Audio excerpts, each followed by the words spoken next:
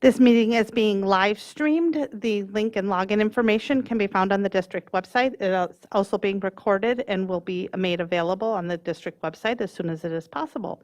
This meeting is now called to order. It is Wednesday, December 15th, 2021. The time is 6:36 p.m. Our mission is to provide a safe and caring climate and culture in which we engage, inspire, educate, prepare, and empower all learners in partnership with their surrounding community to be successful in today's and tomorrow's society. Les, can you please lead us in the Pledge of Allegiance?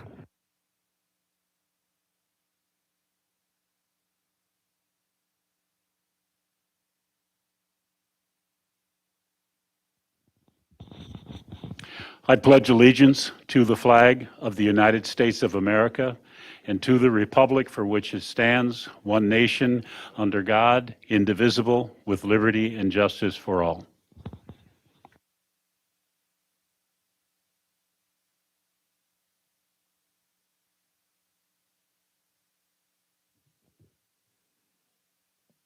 Thank you, Les. Then can you please call roll? Scott Andreasen. Here. Scott Andreasen. Here. Al Dahlgren. Here. Zach Dorhold. Here. Les Green is here. Shannon Hawes. Here. Natalie Ringsmuth. Here. Monica Segura Schwartz. Here. Following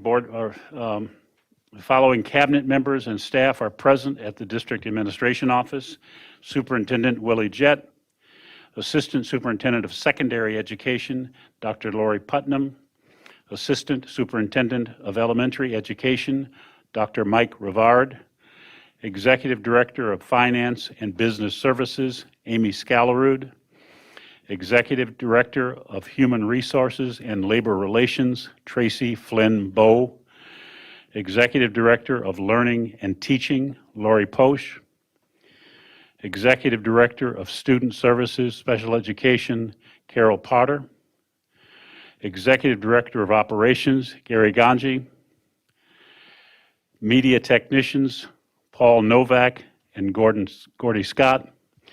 Custodian on site tonight is Steve Hain. Director of following cabinet members are virtually present: Director of Community Engagement and Communications, Tammy DeLand; Director of Equity, Ayan Omar; Executive Director of Community Education, Adam Holm; Executive Assistant, Jan McGuire. Thank you. Next up is the approval of the agenda. And Monica, I'm glad you're here, and I'm hoping you can help us out. There has been a request to flip two action items, to go C and then B in the agenda. So would you be so kind as to use your skills and guide us through how we can make that happen? Okay, under discussion and action items, we have A through G. There has been a request to do A, then C, then B, and then D on down the list. So flip B and C around.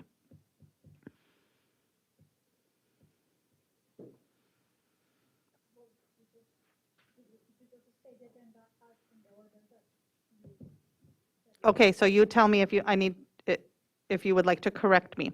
So I'm looking for a motion of approval of tonight's agenda with the one adjustment made that we're going to do C and then B under the action items. Is that good? C from the consent agenda? Nope, discussion action items. Yep. Okay, so I've motioned that. Do I have a second? Second. Okay, thank you, Scott. So I have a motion by Shannon and a second by Scott. Les, can you please call roll?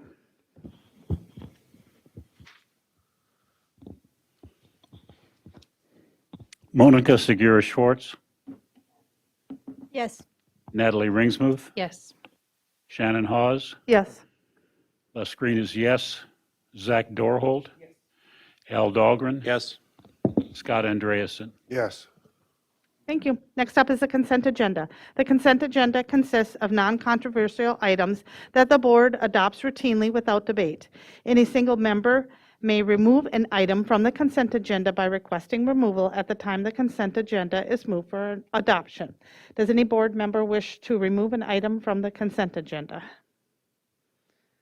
Okay, on the consent agenda, we have item A, approval of minutes of November 3rd, 2021 and November 17th, 2021. Item B, approval of bills and other financial transactions in the grand total amount of $3,342,748.74. Item C, approval of personnel staff changes. And item D, acceptance of grant awards and donations. Looking for a motion to approve the consent agenda as read. So moved. Second. I have a motion by Natalie and a second by Scott. Les, can you please call roll? Al Dahlgren, Yes. Zach Dorhold, Les Green is yes, Shannon Hawes. Yes. Natalie Ringsmuth. Yes. Monica Segura Schwartz, Yes. Scott Andreasen. Yes. Okay, thank you, Les. Next up is informational items. Tonight we have 2 items up. First is the Westwood Elementary School presentation. We're excited to see. Welcome, Principal Derek Branton. Glad you're here.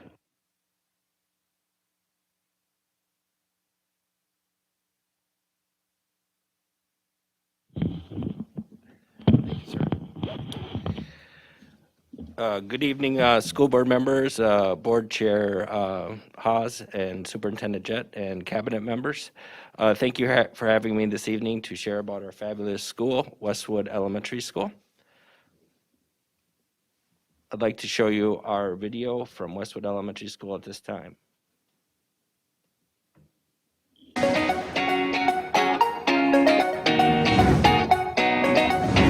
My name is Megumi Hanato. I'm an EO teacher at Westwood Elementary School. I was born in Japan. After I finished college, I was working as an English teacher for a few years. I just was so interested in going to other countries or living there for a short time. Then I came to Minnesota.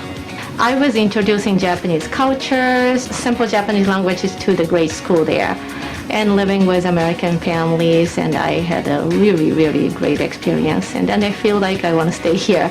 Since I was teaching English in Japan, I met so many children who speak another language at home and learning English at the school. I thought there might be something I can do with them. That's why I thought about, well, EL teacher may be, something I may want to try. I've been enjoying being an EL teacher since. Well, and when I'm with the students, I feel I'm part of them too, because I'm the one of the, former EL students. In my personal life, I have many American friends, but I also have the friends who came from other countries here too. No, we don't speak same languages, but we have common experiences. So those common experiences kind of help us to be tied together. The Westwood EL program has a variety of students. By being together, those experiences who are multilingual learner, who are multilingual citizen, kind of help us to be together. I feel being bilingual or multilingual is a gift. We always talking about that. If I inspire, I'm so happy, but I just simply like to be with them. They probably see my joy of teaching when they see me, because I truly enjoy teaching them in the classroom. I just feel I'm so lucky to be with them. We can build a good learning community together. When they are here, they may feel learning is fun. I'm a teacher, but I also feel I'm a part of the family. Well, I was a anthropology art double major. I always enjoyed drawing and painting, and went to college, took an art class. My mom said, do something you'll enjoy, do something fun, and I did. I declared an art major the next semester, and I started working at the Science Center. And the more I started working with kids and classes, the more I realized this is kind of great. My idea was just to get certified to teach, to have kind of some ed cred, so to speak, and ended up just loving it. The more classes I took, I realized I wanted to put that museums on the back burner and just go ahead and focus on the kids. A lot of what I do is behavior interventions and problem solving and how are we getting along together. It's more than just pretty pictures. There are a lot of foundational skills as far as art goes, but there are a lot of problem solving and friendship building and skill building in the art room. I also talk about how for those 50 minutes or those 100 minutes you're with me, even if you don't draw at home, even if you don't paint over the weekend, you're still an artist, and they take it seriously and they do give me their best. Sometimes I wonder if they inspire me just as much as I inspire them. And I always kind of do a funny thing where I say, okay, how many of you are artists? And one or two will raise their hand. And by the time they leave that day, we do it again and everybody raises their hand. We always talk about how in art, we don't have those finite answers always, like in math. 2 + 2 is always going to equal 4. CAT always spells cat. But in art, you have lots of different ways to solve a problem. Actually, one time I had a little girl who raised her hand and said, in art, 2 + 2 could equal fish. And I said, exactly. That still sticks in my mind, thinking outside the box, and giving kids that opportunity to know that there are different ways to solve a problem. Last year, literally, it brought us together. I brought art to them instead of them coming to me. For Youth Art Month, the theme was Art Connects Us. And so we did a paper chain. Everybody did a link. And so we put that together as art is connecting us. We talked about the chain and how everybody's image was on there, but also just the fact that we might be apart, but we're coming together. 742 together. 742 together.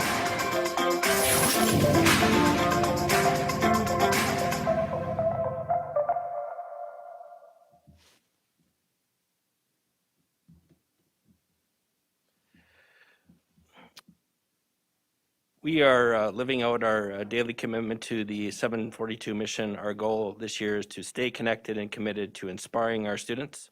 Throughout the presentation, you will notice how we inspire each learner to reach their maximum potential through engaging instruction and the care of their social emotional health.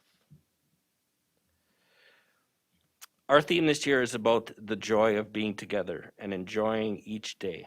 We are cherishing every small win throughout this year as we continue to push the progress with each learner.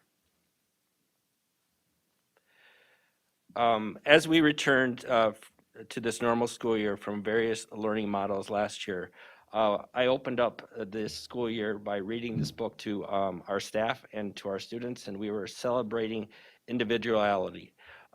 We encourage staff to be themselves and to bring their best self each day. Some of the common messaging that came from this story for our staff was to stay committed throughout the year, be persistent, being kind and understanding, and being okay with asking for help. And most of all was to be brave and to be yourself.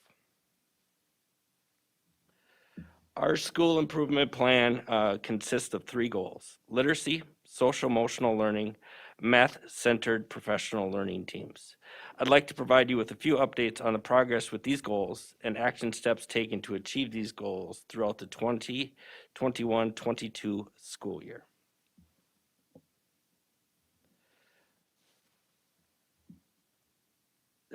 Through our literacy goal this year, we've been spending a great deal of time working with Jan Richardson on guided reading instruction structures in K1 and 2 and developing targeted reading groups at their independent levels.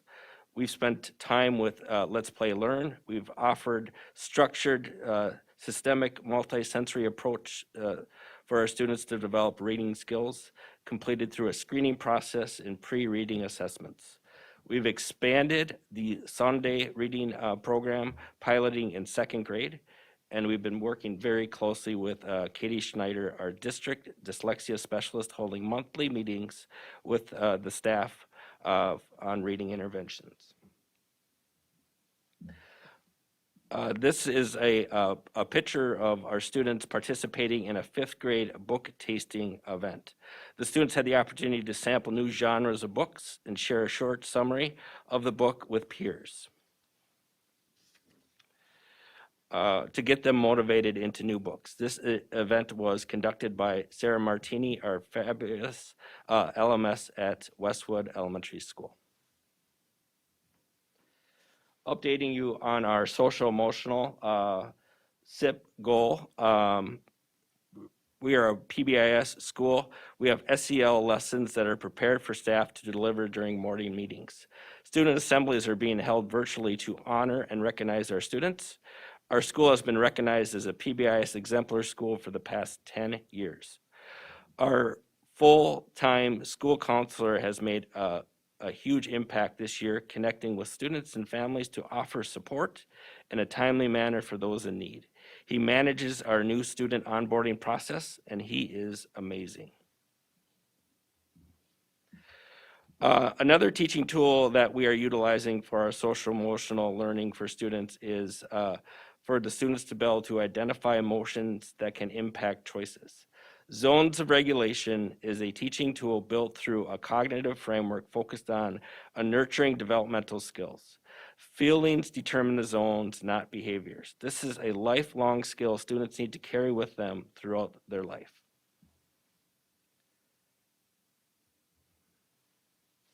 Looking at our math SIP goal, our major focus has been on establishing those professional learning teams and focusing it on math. We've been working in collaboration with Melissa Hensick-Brill from St. Cloud State for increasing the mathematical mindset, and the CRA, the concrete, representational, and abstract framework. The concrete is the hands-on, the representational is the drawings and the pictures, and the abstract is the numbers and mathematical symbols.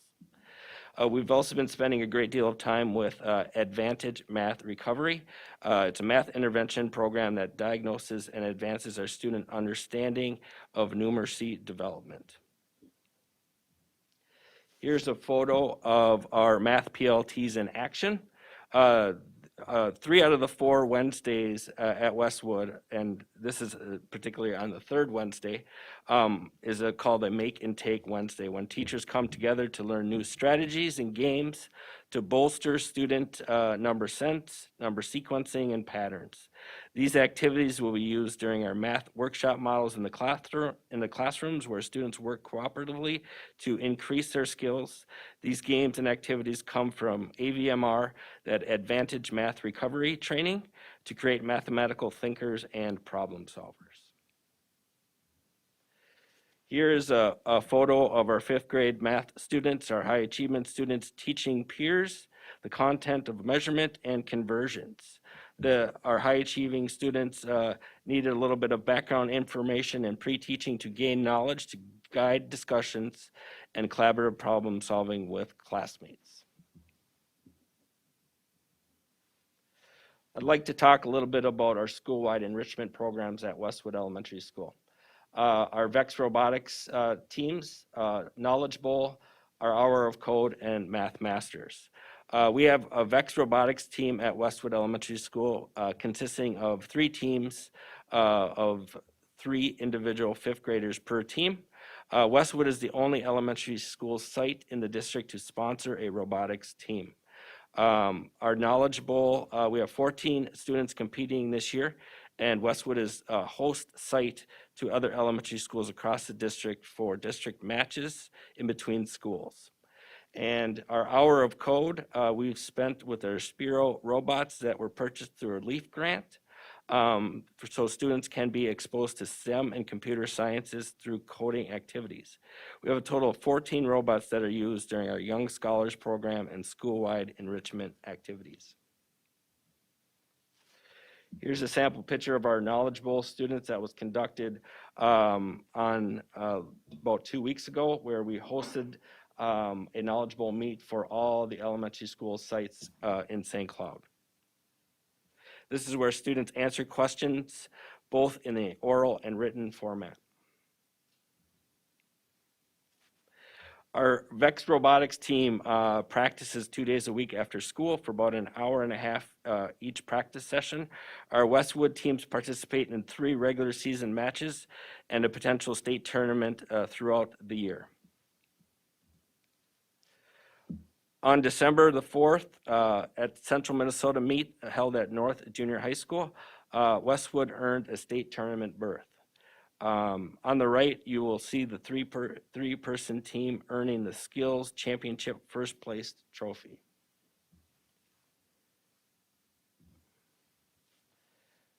For mental health and self-care for our staff, we believe in creating connections with others to promote Wellness Wednesdays.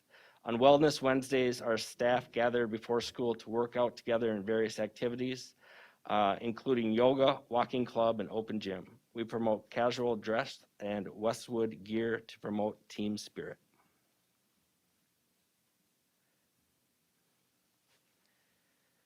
When we talk about a gathering and where the magic begins and that connects families and students, most would say in the kitchen. We feel that way about our fabulous kitchen staff who supplies a warm greeting to each student every morning to meet their needs at lunch every day. Our students are back socializing in the cafeteria this year and enjoying the moments of connecting and sharing stories that unite people. It is a great place that makes our heart warm each day.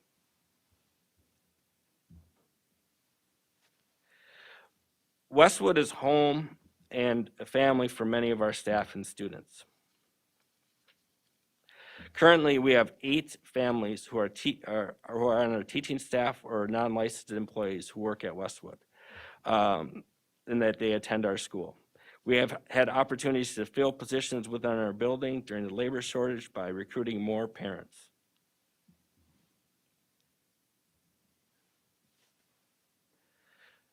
When we're unable to go on field trips to give students the new life experiences, we bring the experiences to them. This past October, our kindergarten team held a pumpkin patch activity where a local farmer donated pumpkins for each kindergartner to bring home. Teachers set up the pumpkin patch in the back of our school.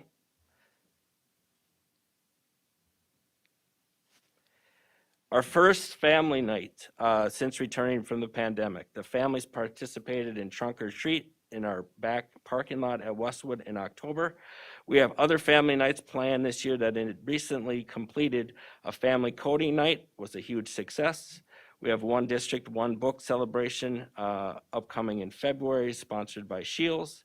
And we have a STEAM night on March the 22nd, and depending on virtually or in-person options. Thank you for the opportunity to share about Westwood Elementary School. Thank you. That was great. Anybody have any questions or comments? Getting some thumbs up here. Scott? It's more of a general comment that often applies to these presentations, and that is the use of acronyms. I mean, the public is watching this on TV, and while many of the board members know what you're talking about, the public often does not. What is a VEX robotic? I haven't a clue. What's a VEX? That's the robotics program that our students are involved with. If I can show you back a few slide pictures, students build these robots. The different format is done, different games they participate on a yearly basis, and it's a part of coding the robots in that particular way. So the VEX is just the name of this specific type of program. That sounds very cool. But I didn't know what it was. Yeah. And it isn't just you. It seems a lot of our presentations keep using the acronyms. And I don't know who sets the presentations up, but the public often doesn't understand. Thank you.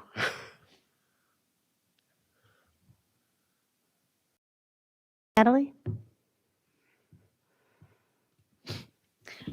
So seeing knowledgeable there, so as you know, my child Milo attended Westwood for 2 years, and I just wanted to give a shout out to Miss DS because Derek, you did a great job when we came to look at Westwood to see if that's where Milo wanted to go to school, and brought us around, and we had told you that they like art, and so we went into Miss DS's classroom, and that bridge there that Miss DS gave to Milo was just a beautiful moment.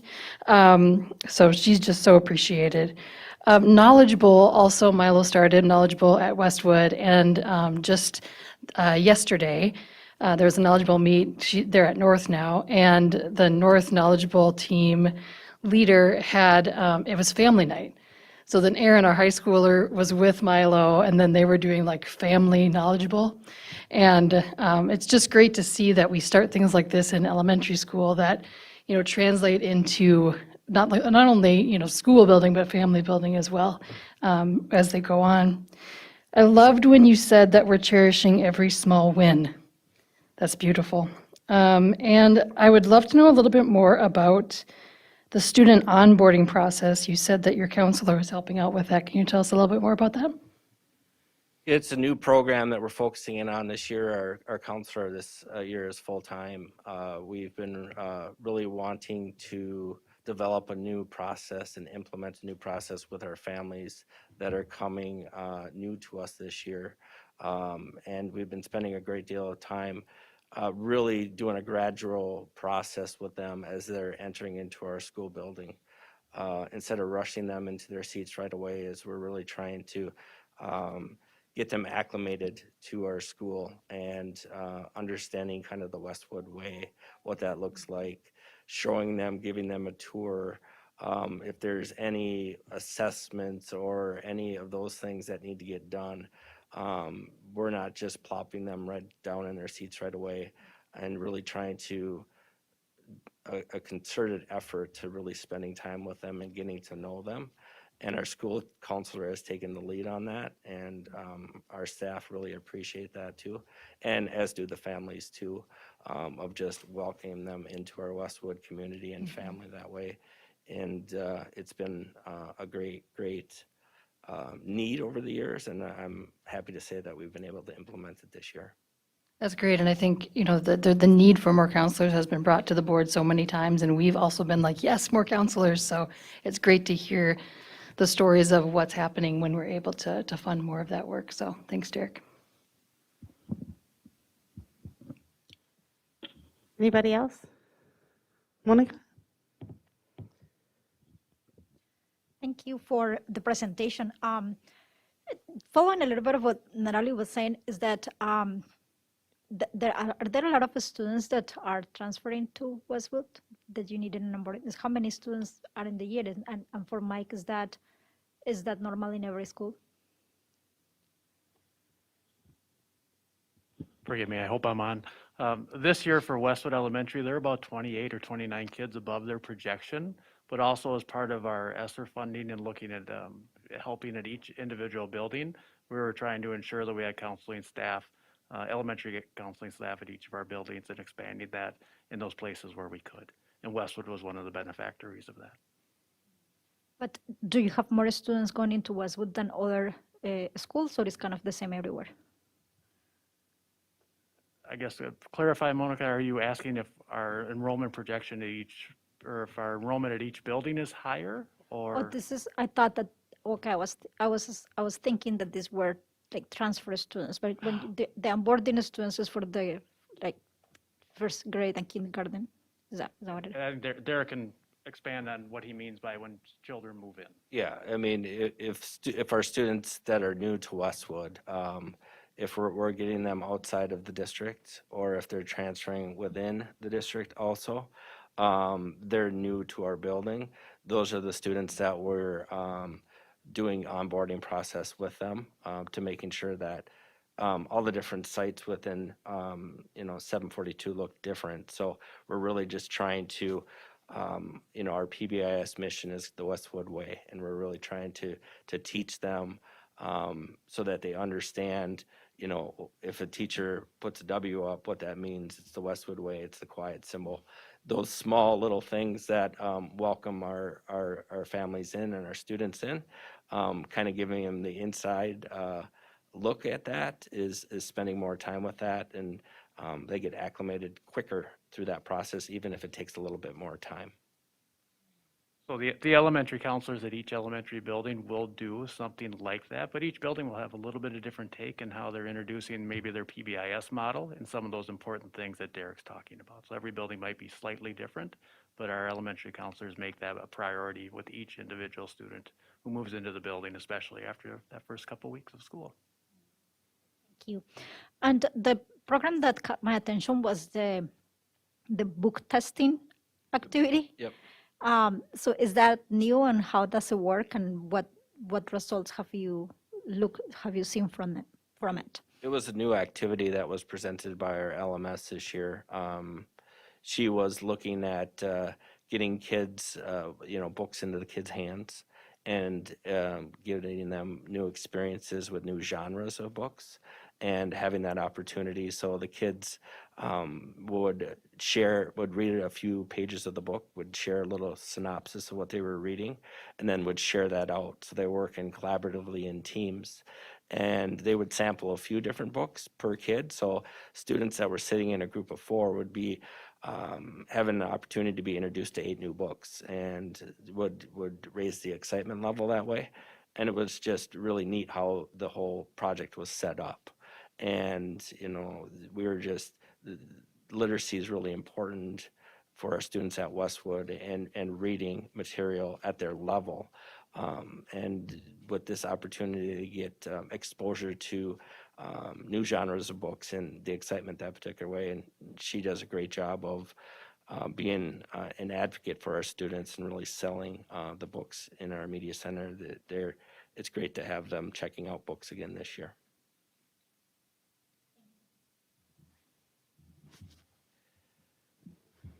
Anyone else? Before Willie speaks, I just want to say, it looks like you got a great team over there, and that was a filled presentation, so thank you. And I appreciated seeing the Wellness Wednesdays in a time where we're very stressed and fragile.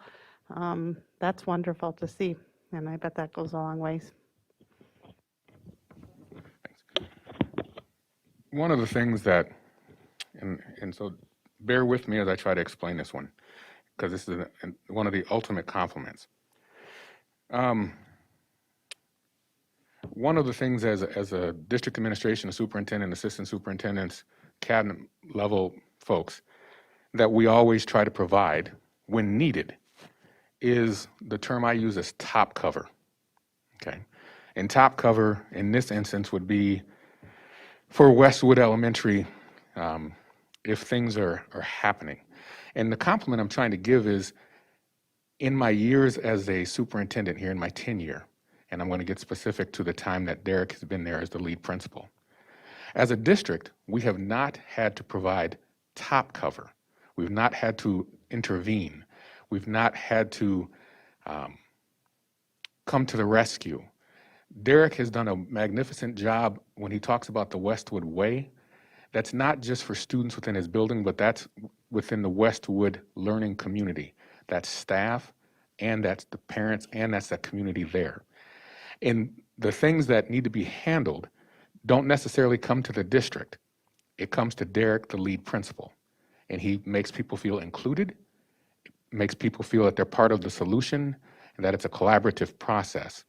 So in my different way of trying to give a compliment, we have not had to come to the rescue. We have not had to provide top cover. And that's a testament to the person who is the principal of that building. And sometimes that is missed. That is missed as district administration because we're not having to provide that top cover. And we take that for granted. And that's just something I wanted to point out. Thank you, sir. Thank you very much. Scott? I very much appreciated the data slides that were provided to the board. I don't know if this is something you should go public or not, but hey, it was great. It's something that I believe the board has asked for, and we got it. So just to comment on that, they are published, they are posted. So they are available for the community. On the district website. Right. Yep. Well, thank you very much. Yes, thank you for allowing me to share about Westwood Elementary School.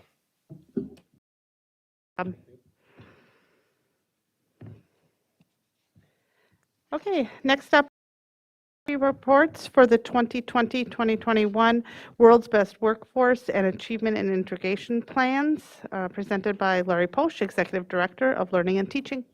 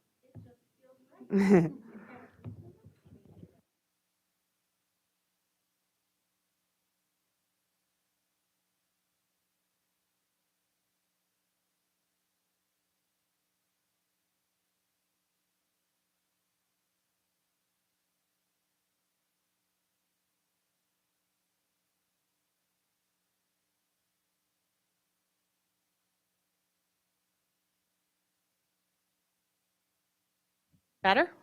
Thank you. I thought I saw the light on. You do have in your board packet both the summary report and the actual plan for this year. So as I present tonight, I want you to know that I'm presenting on behalf of many, many people tonight. So the World's Best Workforce is not my plan. This is the plan of our district. And Donna Roper, I want to call it two people, Donna Roper and Tina Lahr, have been instrumental in working on this plan, and neither one of them were able to be here tonight. So I will do my best to share the information that they have prepared with you and to answer any questions on their behalf. So Donna has put together some nice graphics for us to look at how this all fits together. I wanted to do a little different review tonight of the World's Best Workforce and take a look at how it all fits together. So in the upper left-hand corner, you see that our goal for all students really is high achievement. And when we say all, we really mean all. All of this fits together in the strategic plan. So under Minnesota statute, as you all know, school boards are required to adopt a long-term comprehensive strategic plan that supports and improves learning and teaching. The Achievement and Integration Plan and the World's Best Workforce plans are connected to that overall strategic plan in that they kind of serve as our goal setters, our way of implementing those strategic plan initiatives that you as a board have adopted. So that's kind of a graphic of how we see them all tying together. When we look at that up a little more closely, the World's Best Workforce, if you remember, has 5 key goal areas. That's early readiness, reading, all of our students reading by 3rd grade, and we'll look at these more closely. To close the achievement gaps, career and college readiness, and that all of our students graduate. Over the last couple of years, the requirements for that World's Best Workforce have also added access to excellent and diverse teachers, staff development and teaching or teacher evaluation, and talent development as areas that they want us to look at each year. And then they have asked that our achievement and integration plan coordinate with that World's Best Workforce, and that our summaries of both plans are connected together. And again, you saw those complete summaries attached to the agenda. So we thought it might be good this year to take a look at who's responsible for the World's Best Workforce. The Minnesota Department of Education's role is to offer support to districts as we work to implement that plan. And of course, it's all in compliance with the state statute that's listed there. The school district also has a role. And as a district, we need to create a World's Best Workforce plan that aligns curriculum and instruction so that students are college and career ready. You've heard us talk about that a lot over the last year. What's your role as school board members? Your role is to adopt a long-term comprehensive strategic plan that, as we mentioned before, as I mentioned, supports and improves learning and teaching. and to hold annual public meetings to report the progress. And that meeting, we'll see the date coming up. We do that in conjunction with our Learning and Teaching Advisory and World's Best Workforce Advisory. So we do hold that public meeting every year. The Learning and Teaching or World's Best Workforce Advisory Committee's role. This is a committee that's comprised of district leaders, of building staff members, principals and teachers, and also community members.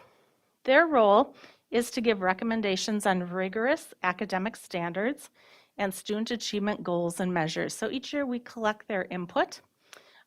We do that in at least quarterly meetings, sometimes more often, and through that public meeting. That committee also helps communicate and engage stakeholders around the plan components. So we do ask that our committee reaches out to others and brings that input back to our committee. This, just to be upfront and honest, this is a committee that we're looking for more active members on. I think that part of that is our COVID impact as well. We've had to move our meetings to mostly virtual, but it is something that we're continuing to build. We do want a very diverse and active committee in our district. And then the community's role is to partner with us as a district, to provide input on the plan during that public meeting, and to support the community strategies.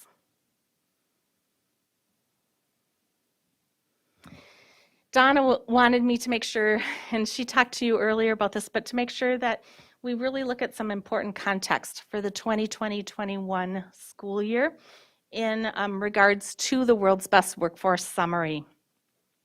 As you know, and we all know, that districts and schools around the state and nation and world operated around the COVID-19 mitigation and safety rules.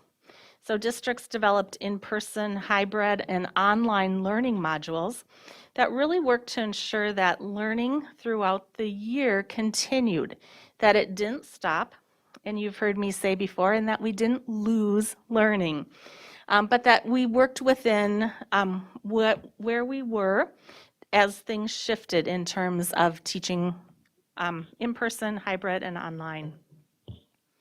Our teachers, staff, and students made extraordinary efforts to create opportunities so that we could ensure that all of our students, no matter where they were learning, had access to high levels of learning. The community also took extraordinary measures to support the children of St. Cloud in the St. Cloud area in their learning journey. And we really want to make sure that we thank them, because our growth and our progress and our assurance that we were offering high expectations for our students couldn't be done without our community support. And then we know that parents oftentimes found it challenging, and the partnerships that we have developed have grown and are invaluable in this. You have the actual summary reports, they're posted, so we're not going to go through them each page, but we are going to pull out some highlights. I want you to know that as we submitted today to MDE, we did make a few minor tweaks in the version that you have, because we found that some of our sections exceeded the 200-word maximum, and we needed to cut some minor words from some of those sections. But I want you to be sure that it did not change the intent or any of the important information in our summary. And Donna also wanted me to make sure to let you know that as we start to look at the data in the summary, that there will be more time, if this is what the board chooses to do, is to go more in depth in data at the board retreat, and she'll be happy to answer more questions or look at that in more detail there. So here we go. Here on the left, you see the 5 goal areas in World's Best Workforce. And then in the middle column were the summary of the goals. If you remember, many of our goals were goals that covered multiple years. And then on the right-hand column is our progress towards them. And we'll look more in depth at each of these areas. But we want you to know that when we look at the goal of all students are ready for school, we met some of those goal areas. All third graders can read at grade level. This goal is a goal that was set to be accomplished by winter of 2022, and that we were unable to report on this, and we'll talk a little bit more about that when we get to the slide with more details. And then the closing of racial and economic gaps, not yet, but we're going to show you that there was some progress made in some of the areas.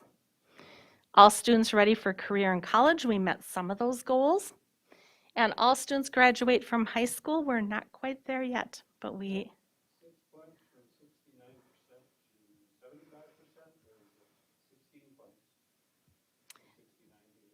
Let me look. I brought it with. I think we were looking to go up to 85%. Let me double check. Well, in our actual report, it actually says 75%. Al, that's a good catch. Thank you for that. So all children ready for school. The goal in this area, and we'll see if it's corrected in the next one, Al, when we get to it in here.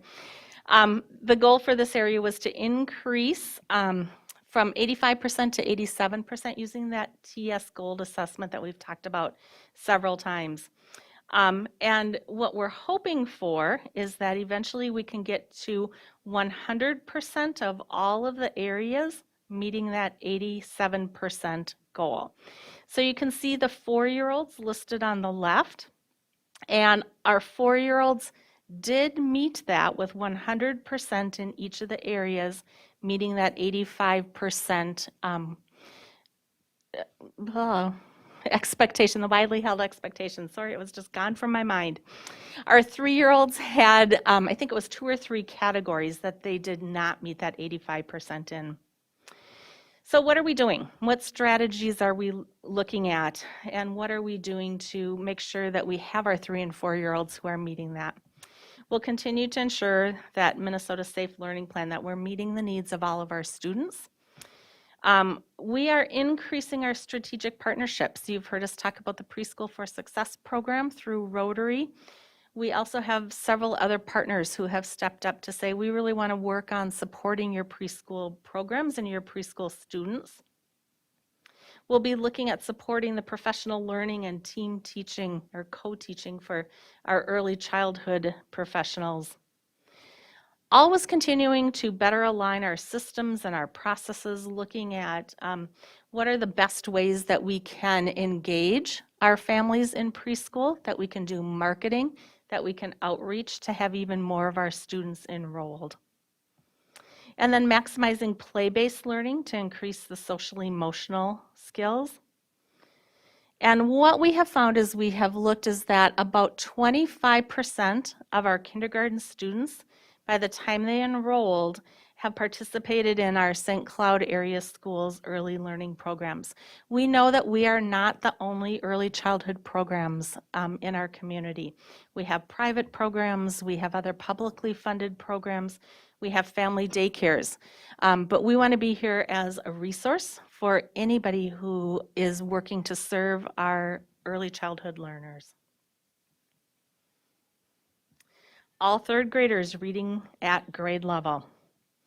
And in this one, you can see we want to increase that percent of the students meeting their winter benchmark, winter goals from 43.5% to 50%. In the last school year, we actually saw a decline to 35%, but one of the things that we want to make sure that we put out there is that we had many students who did not take the winter assessment last year, and we had some students who took the winter assessment on the computer at home. So as Donna has said to you many times this year, we have to look at the data a little differently. So although we'd never want to see a decline, we know that we've also looked at some of the potential reasons for that decline. The 2021 MCA reading, you can see that proficiency was 33.8%, and we only had 84.9% of our 3rd graders participate in that last year. And then the fall 21-22, when our students took it, when they came back, we were at 36.1%. So we know we have some growth to do We are helping our students to relearn what school is like and being in person. Other strategies that we're looking at. We want to make sure that we identify and support students who may have dyslexia or other reading difficulties. You've heard, I think, almost every principal talk about some of those supports that are happening in their buildings. We want to make sure that we're partnering even more closely with our students and their families. We want to implement Tier 2 and Tier 3 scientific and evidence-based reading interventions. I know those are fancy educational terms, but we really want to make sure that we're using the best resources out there, the best instructional strategies for our students that need extra support in reading. We want to continue to develop and strengthen our support system for our multilingual or English learning language learners. We want to ensure a continuum of resources, including instructional materials, interventions, and quality assessments. And you have supported us as we've done that, and through the purchases of some of the COVID relief funds that we've been able to access over the last couple of years to be able to really strengthen these interventions and meet the needs of our students. Closing those racial and socioeconomic achievement gaps. So the first goal is to reduce both the reading and the math gap for EL versus non-EL using our STAR assessment as our measurement. And then also for math and reading for our students who qualify for free and reduced lunch versus those who do not. And again, using STAR. You can see that our reading gap for our EL versus our non-EL actually decreased during this time. And our other gaps increased, which again is not a surprise, but not something that we're okay with. So in reading that English learners versus non-English learners, the gap actually decreased by 11.9%. So kudos to our teachers and our families for that. And no blame to our teachers and our families for the gaps that increased. Strategies and next steps. We have begun teams this year called professional learning teams at every building. And we really want to make sure that we're promoting those to be highly effective as they look at the needs of all of our students. We want to use best evidence to understand student strengths and opportunities.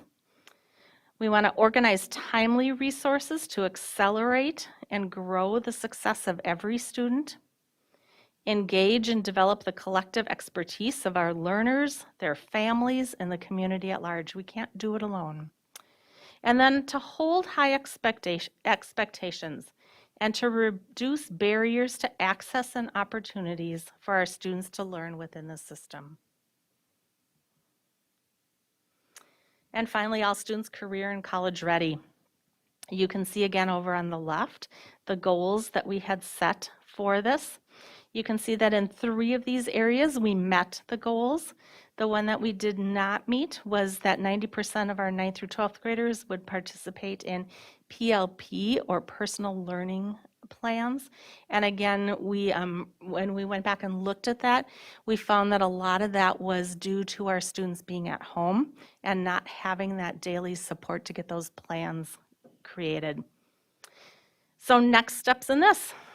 We are partnering with Get Ready, Gear Up to support and grow more core competencies that are necessary for work and life. We work with that BAR program that you've heard us talk about, building assets and reducing risks to support our socially emotional and our college readiness.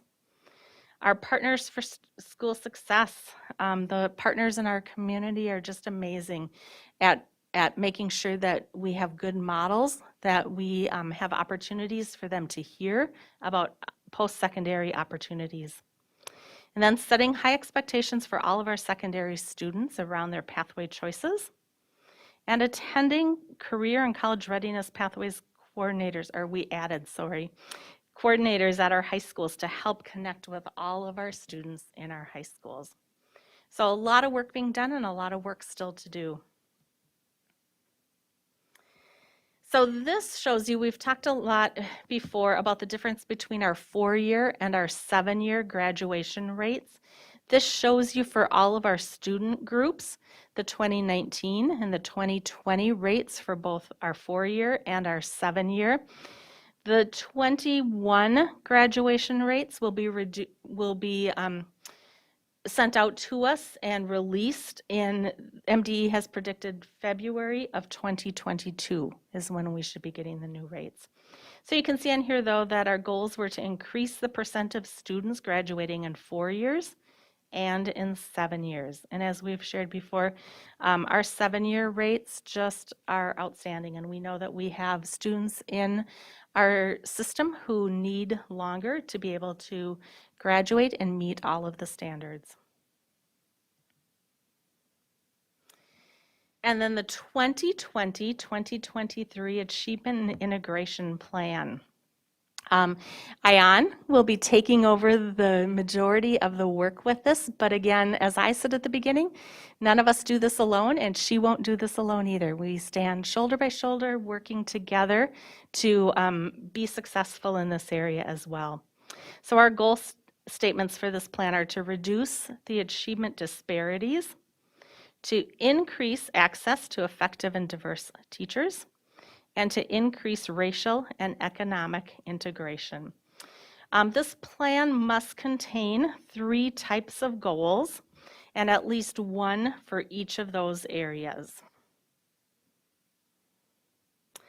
So here are, over on the left again, the goals that were set in the Achievement and Integration Plan.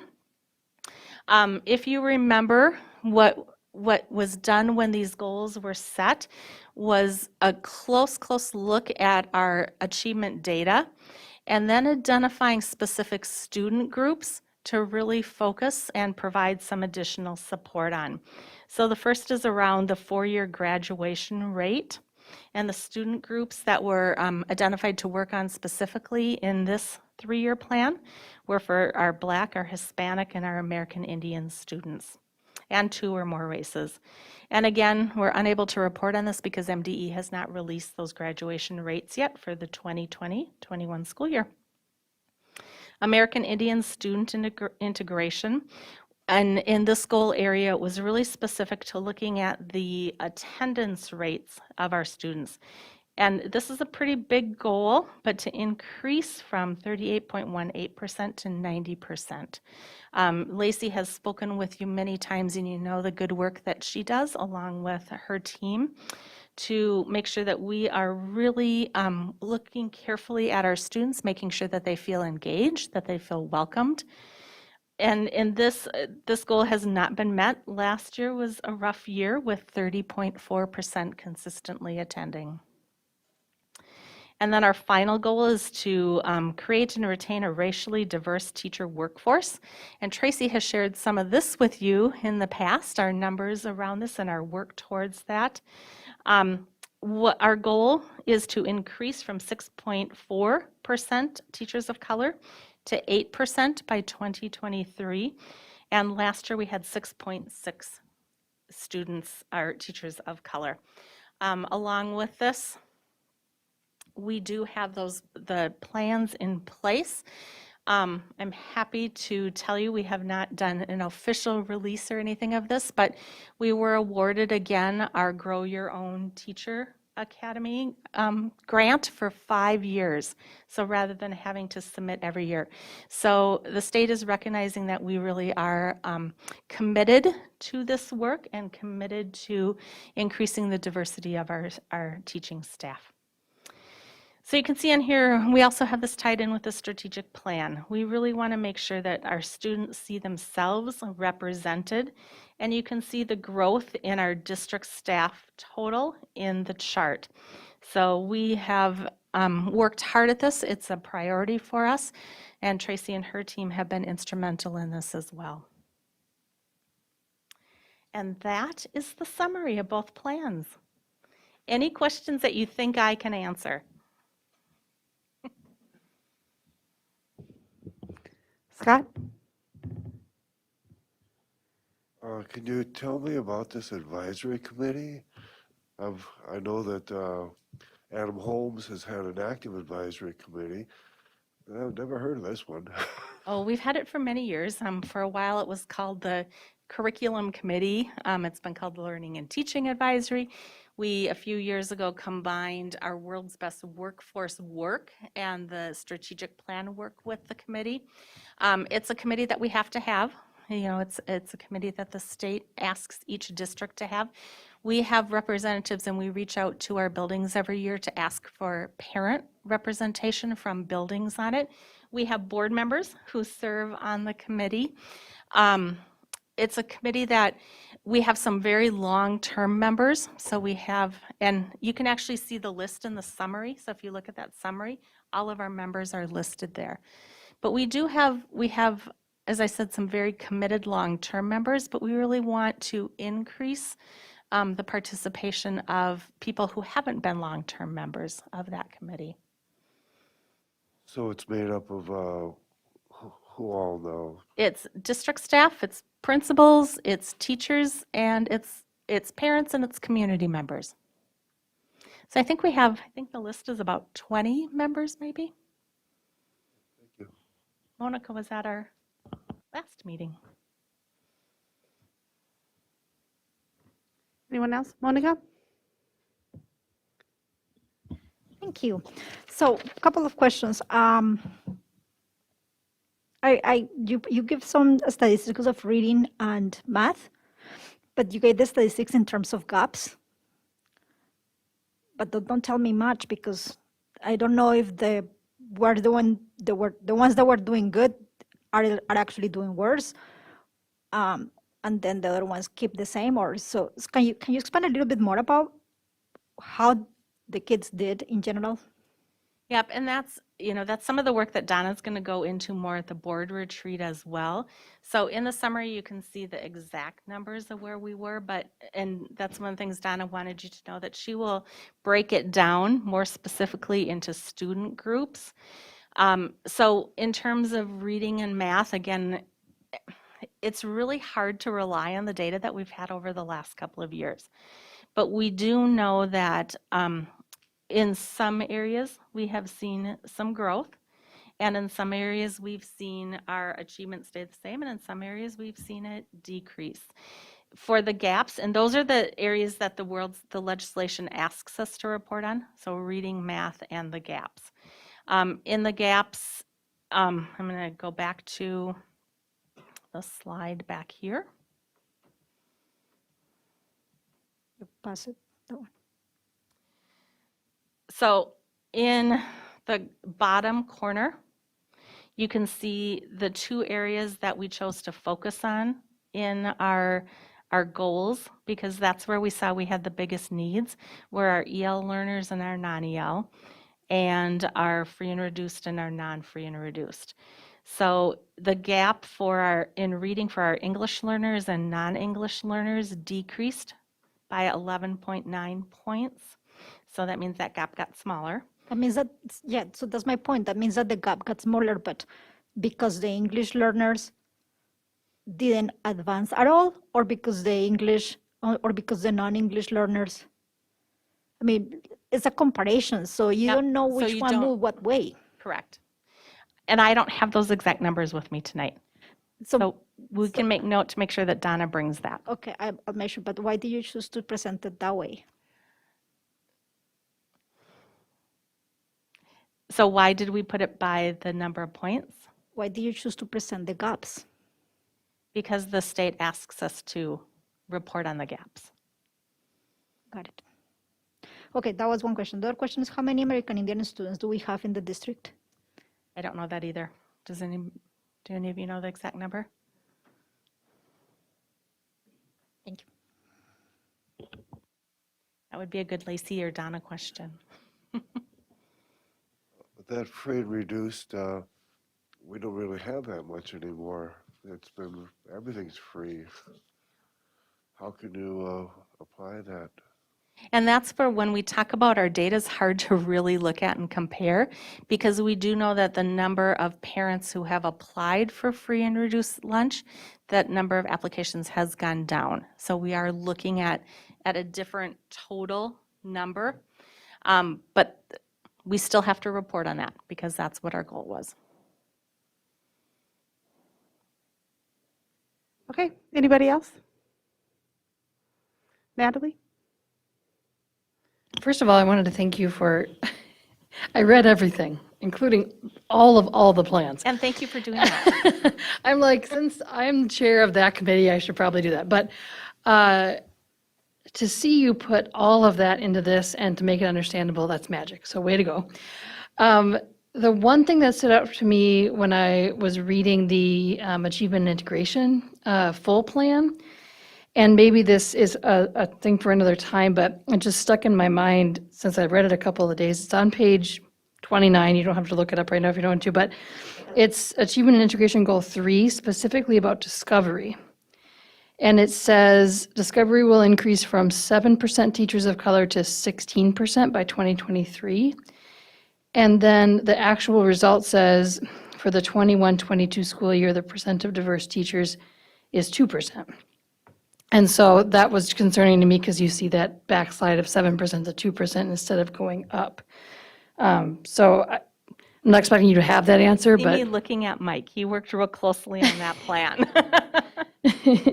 Trying to get to page 26 that you're talking about. I'm going to let him, Yeah. Can I say one thing, Mike, Yeah. as you're doing that? So as some of you may remember, we have to do, we're a racially identified, a racially isolated.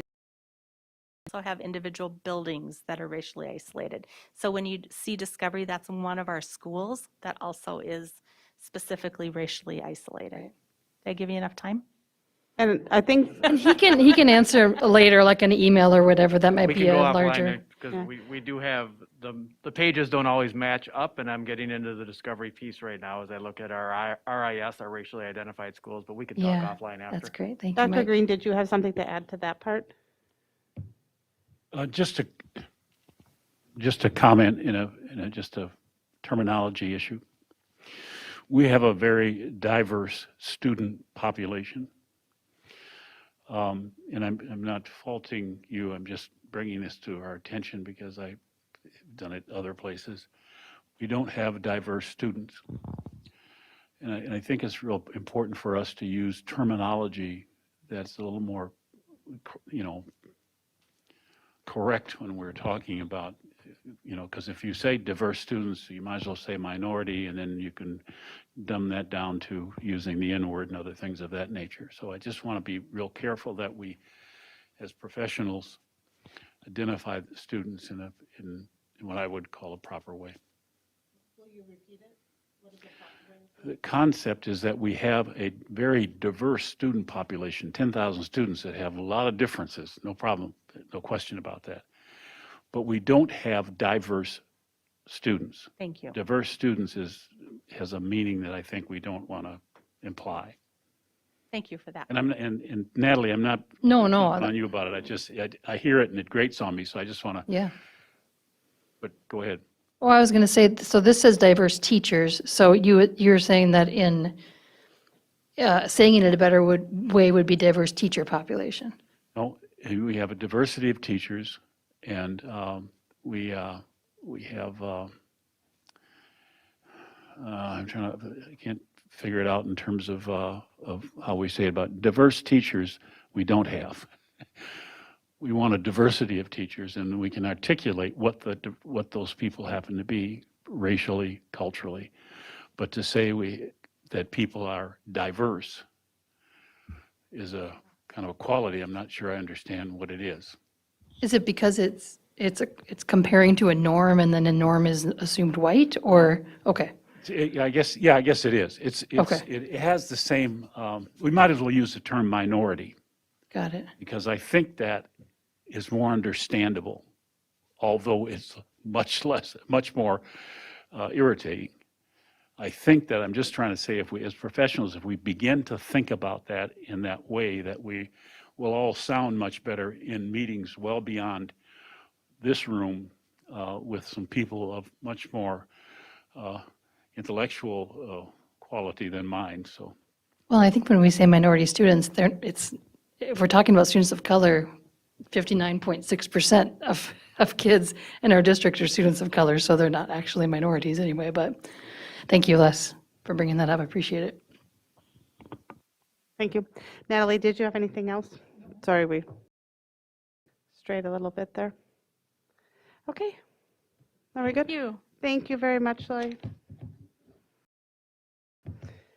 Okay, moving on to discussion and action items. Next up, we have an action item, approval of final levy certification and opportunity for public input, presented tonight by Amy Scalarud, Executive Director of Finance and Business Services.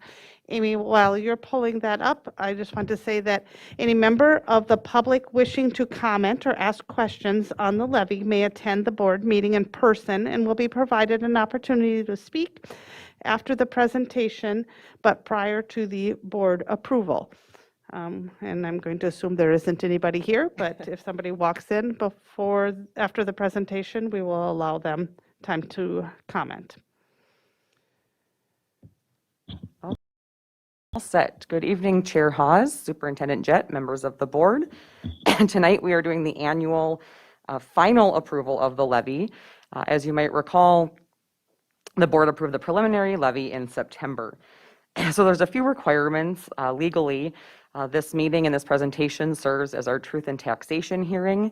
And so there's a few things that as part of that presentation we have to go over. Of course, one of those being the 2021 Pay 22 proposed levy, as well as a brief review of current year budget, which is fiscal year 22. And then, as Chair Hawes just said, an opportunity for public comment and questions. So the school district levy, taxes are levied each year in the fall. They're payable and collected the next year, and then that revenue is actually recognized for the school district the following fiscal year. So the levy that the board is approving right now will be collected during calendar year 2022 and will actually be the revenue that the district recognizes as part of the budget and audit for the 2023 fiscal year. The school levy has three components. The general fund, which is primarily based on student enrollment, will go through the different components in a little bit. The community education fund levy, which is primarily population-based, and then the debt service fund levy, which is based on existing debt that could be either voter approved or part of a legislative authority to issue debt. And those levies are set based on the required principal and interest for those bond payments. So as far as how our levy funds are spent, the majority of the levy is in the general fund, 57.3%. That is up just slightly from the prior year percentage, and corresponding decreases in community education and debt service.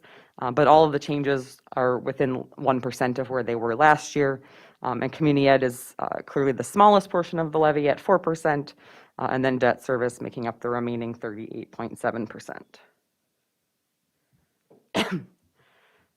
So when we look at the levy for next year, the school district levy is changing by $780,239, and that is an increase of 2.563%. The actual levy that the board, preliminary levy the board had certified in September was actually an increase of about $980,000.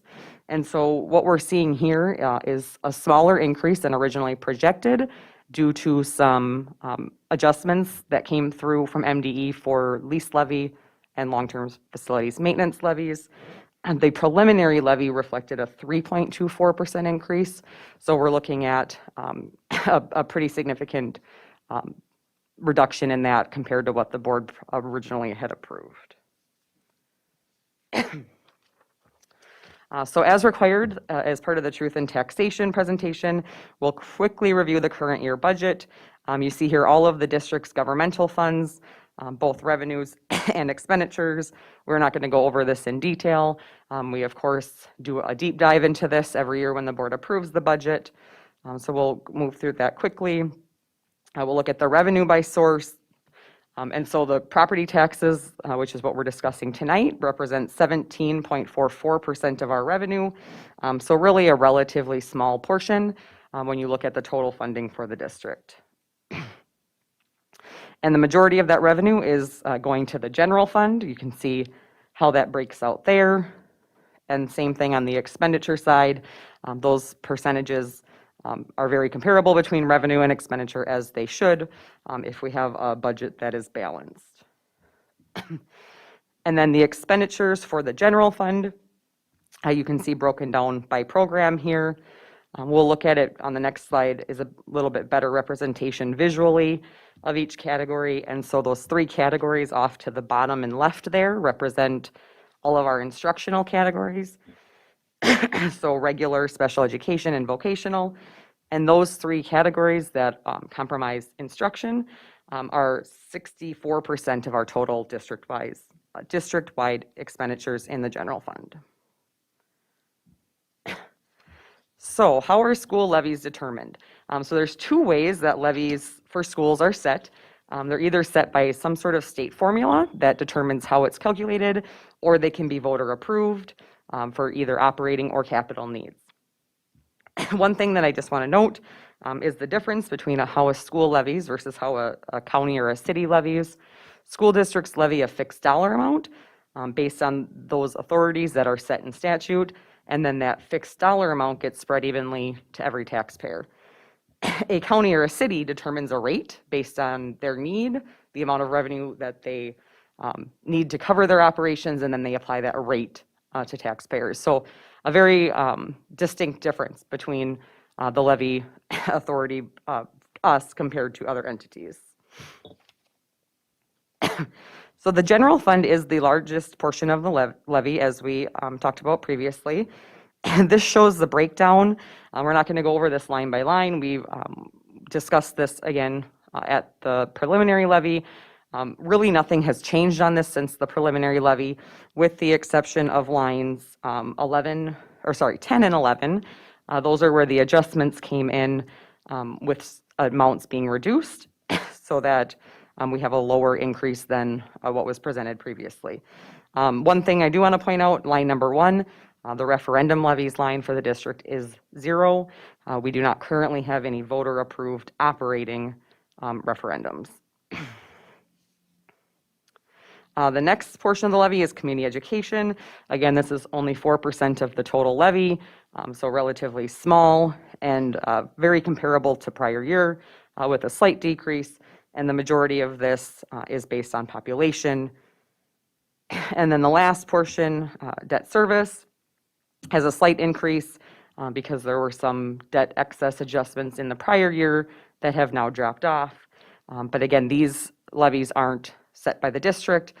They're automatically determined and calculated by MDE based on the required principal and interest payment.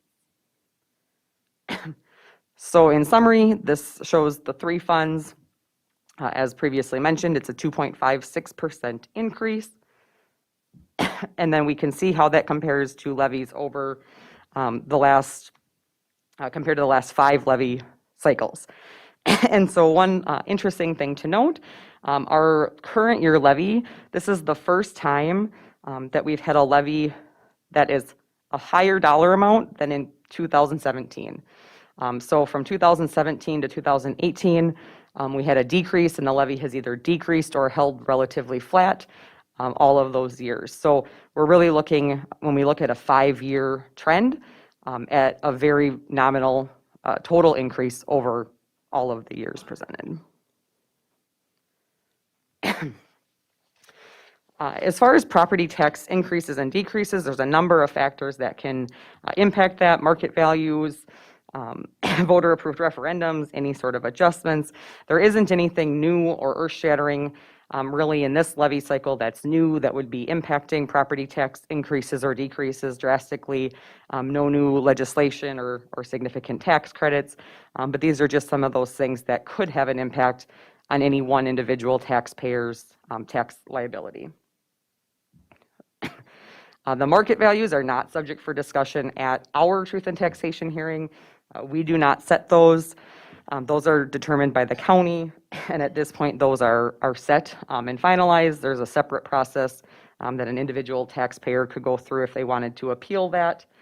But again, we don't set those, and they're not subject for discussion at our Truth in Taxation hearing. We are seeing that in our area, we're seeing increase overall in property tax values. And one of the things too that's driving that more so than in prior years is the low interest rates. So we know a number of people have done refinancing on their homes, which typically requires an appraisal. And so that appraisal will more often than not trigger an increase in your value for tax purposes. And so just an important distinction for any taxpayers that might be noticing a larger increase on their tax statement than in prior years. That can be one of the things that's impacting that. Another thing that impacts individual taxpayers' amounts that they pay is what happens with the overall tax base for the school district. And so we can see that steadily since 2014, our school district tax base has increased, both for the referendum market value and tax capacity.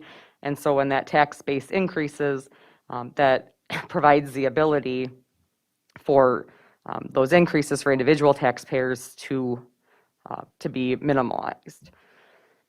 So what we see here is assuming a 0% interest in valuation, which we know is a hypothetical situation. It's probably not likely, especially in this current environment with what's happened with the market, that we have very many taxpayers who don't see any sort of increase in their valuation.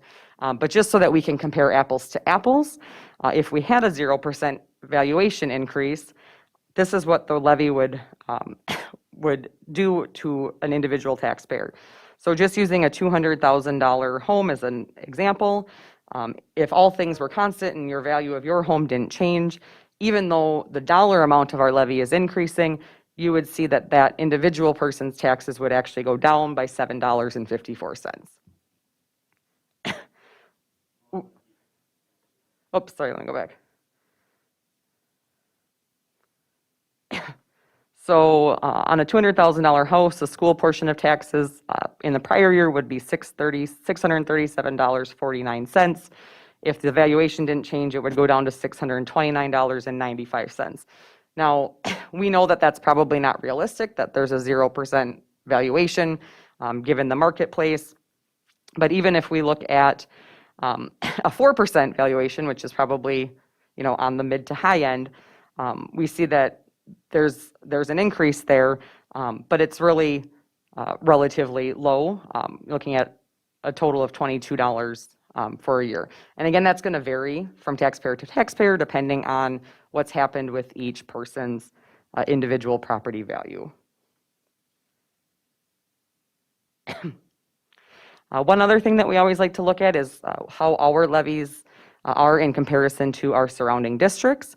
And so this shows our 3 neighboring districts. And as you can see, St. Cloud's levy amount per household is lower than all of those surrounding districts. And these figures that are shown are based on a $200,000 home.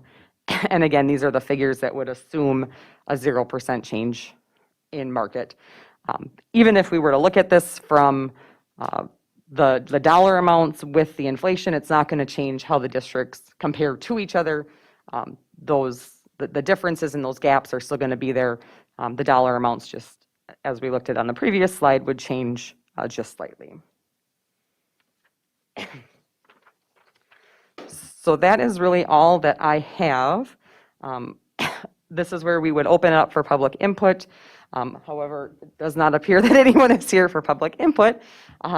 So we can do questions and comments, and then we'll have approval at the end. So just to clarify for people who can't see the room, is anybody here that would like to take the opportunity for public input? And that's a no.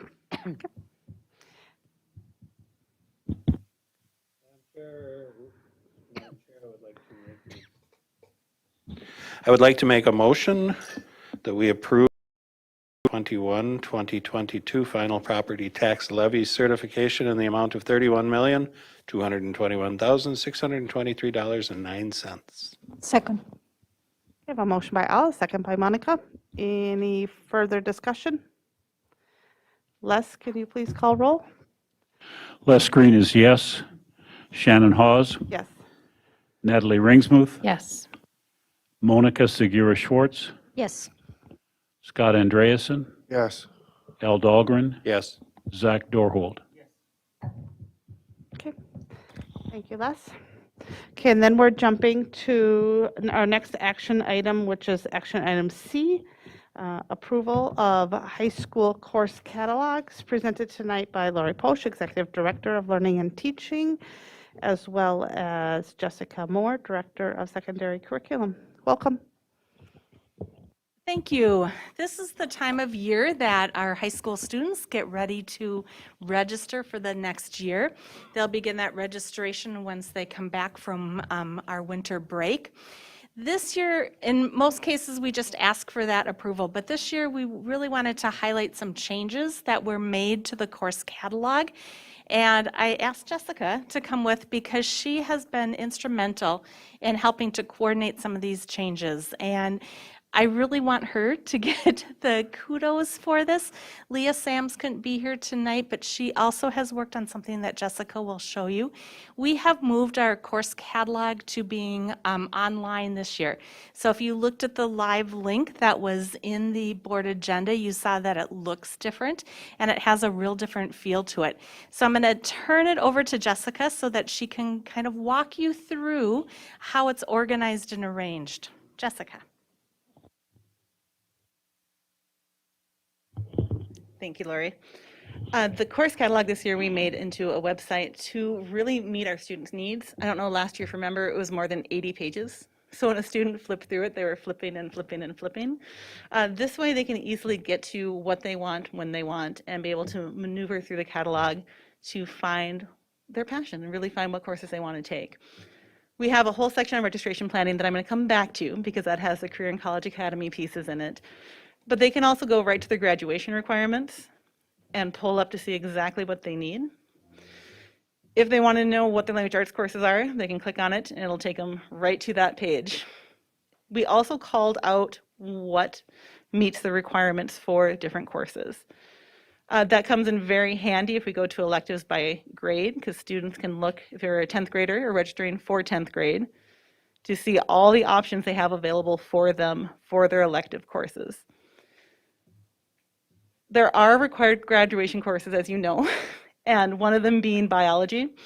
The nice part is every page that has a requirement on it calls that out, that there are 9 credits required, meeting under Science 9, biology, chemistry, or physics.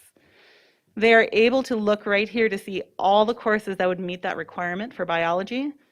And as they scroll down, they can read to see what those courses are to determine which one they want to take.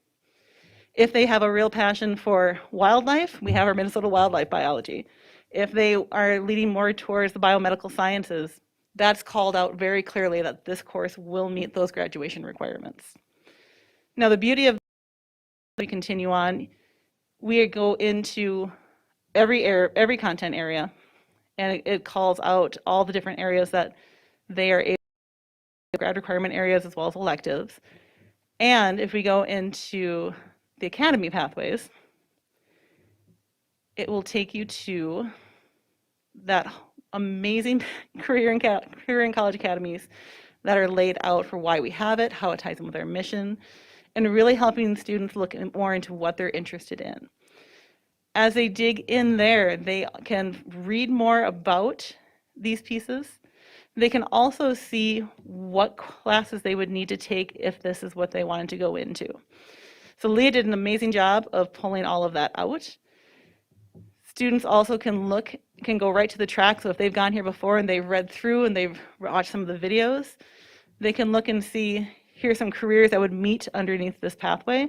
Here's foundational courses, as well as some elective courses they can take. So everything is just nicely linked and interactive, and they are able to maneuver it easier to understand it, as well as have those conversations with families about what classes they should take and where they should go. I have nothing else I need on this one. Lori? So tonight we are seeking approval for the course catalog so that our students can begin their registration. We can make this live for them to start looking at. That was quite the project. Wow. Tammy's team was amazing. The reason it looks so beautiful is completely from Carla Hiltner, so thank you, Tammy. Okay, looking for approval of the high school course catalog 2022-2023. Monica? I move to approve the catalog for 22-23. Second. Okay, so I have a motion by Monica, a second by Al, opening up any Scott. Any questions? Al, go ahead.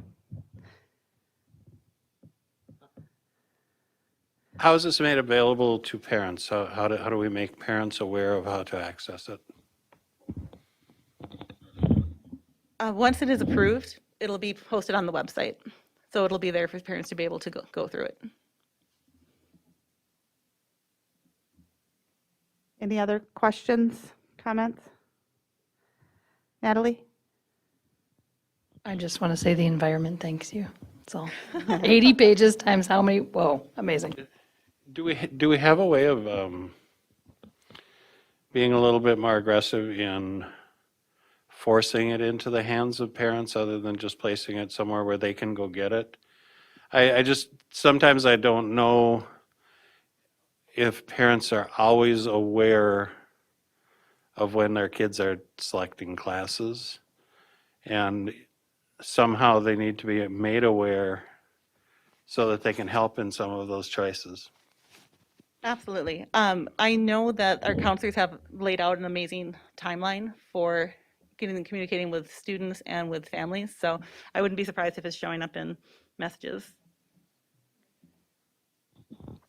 I'll jump in. The last I heard, and I have not seen the final overview of all of the outreach and our registration efforts, but the last I heard, our school counselors were doing family meetings for the incoming 9th graders, like they always do, to connect with our 8th grade families.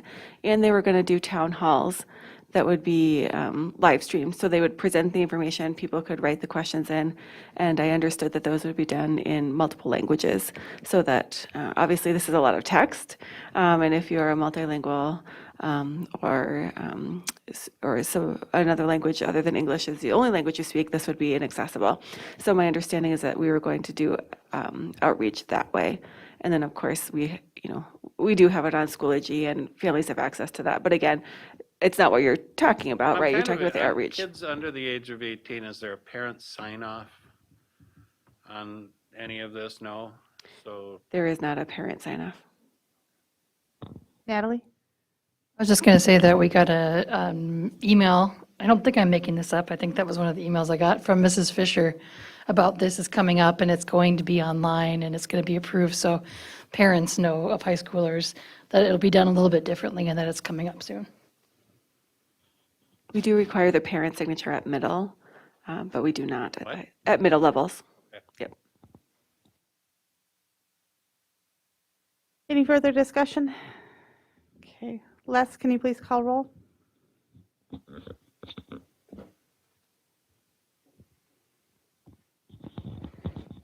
Shannon Hawes, Yes. Natalie Ringsmuth, Yes. Monica Segura Schwartz, Yes. Scott Andreasen, Yes. Al Dahlgren, yes. Zach Dorhold, Les Green is yes. Thank you both. Okay, next up, jumping back to B then, it's an action item review and approval, or hopefully approval, of tentative contract agreements presented tonight by Tracy Flinbow, Executive Director of Human Services.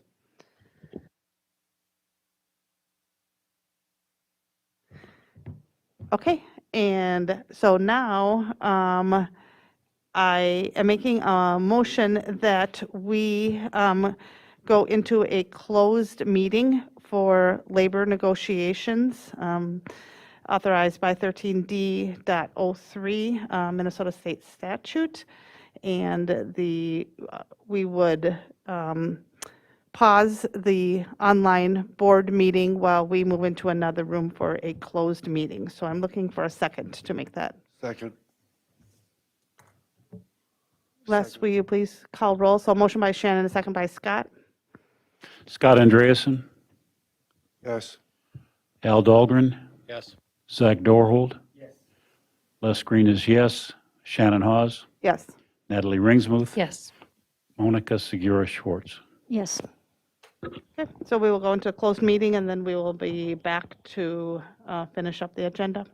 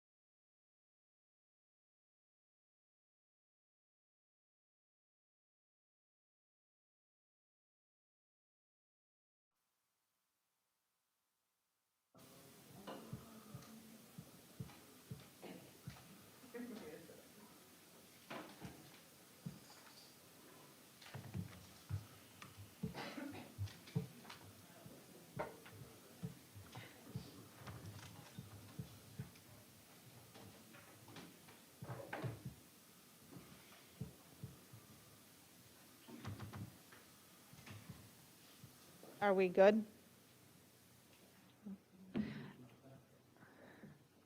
We're just going to keep going here. Okay, we're opening the meeting back up. It's 8:42 PM, December 15th, 2021. Go ahead, Tracy.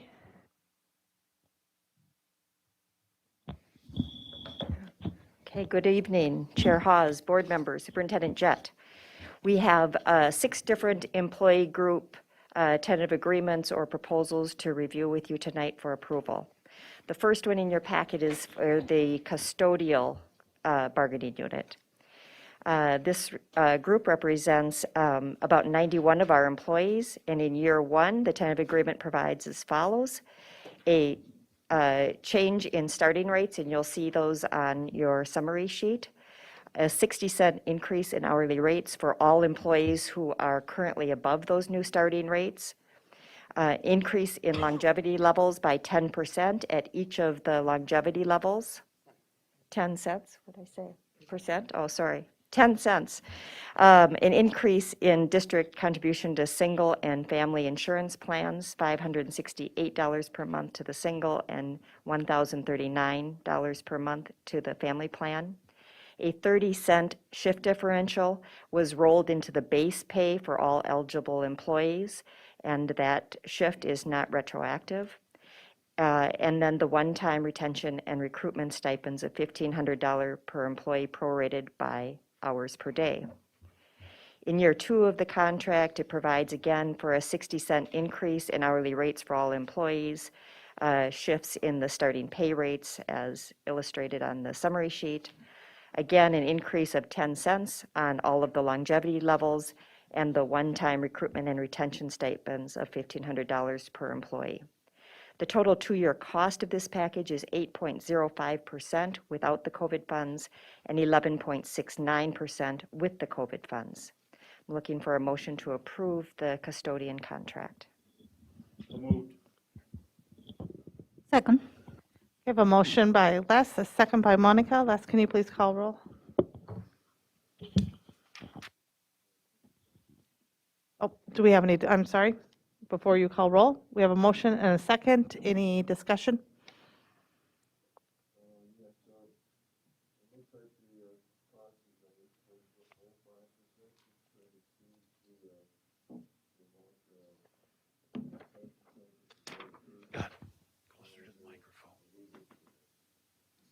Scott, is your microphone on?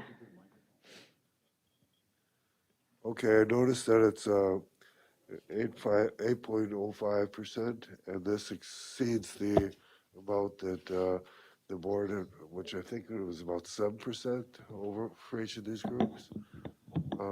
Is there a reason for this? There wasn't a particular percentage amount approved by the board. There was an allocation of dollars to each bargaining group, along with any resources within the bargaining group that could be realigned to support the settlement. So you'll see all of those on the corner of the costing sheet, and you can see that this is within the funds that are dedicated to this group. Okay, thank you. Any other discussion? Okay, Les, can you please call roll? Scott Andreasen, Yes. Al Dahlgren, Yes. Zach Dorhold. Yes. Les Green is yes. Shannon Hawes. Yes. Natalie Ringsmuth. Yes. Monica Segura Schwartz. Yes. Okay, the next employee group for your review is the non-represented exempt employees. Again, it should be obvious, but this is a group of employees that are not represented by a bargaining unit. This is 49 of our employees. They include deans, EEOCs, and other school resource staff.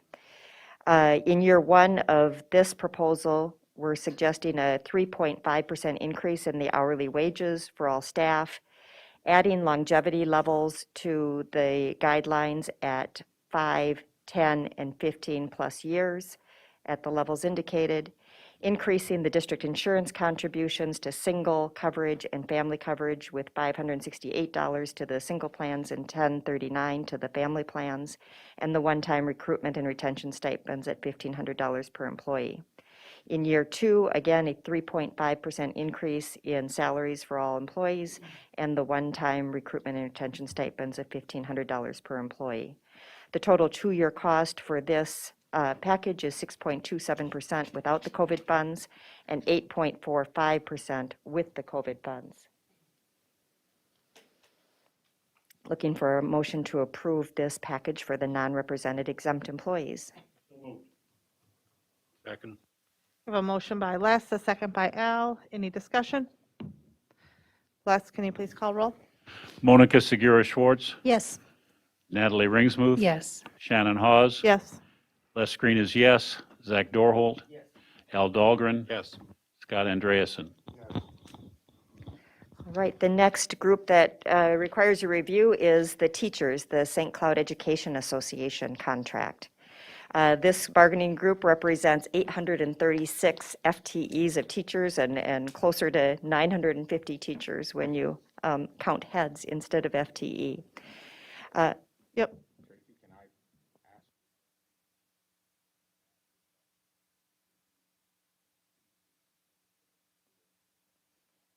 Okay, keep going. So before I present the details of this tentative agreement, I want to remind the board that the SCEA has a longer timeline for their voting procedures than any of the other groups. They've got fairly complicated voting procedures. Because of the date that we reached the tentative agreement, we were pressing tightly against this board meeting. So the first day of voting is today, and that voting occurred in all of the buildings across the district.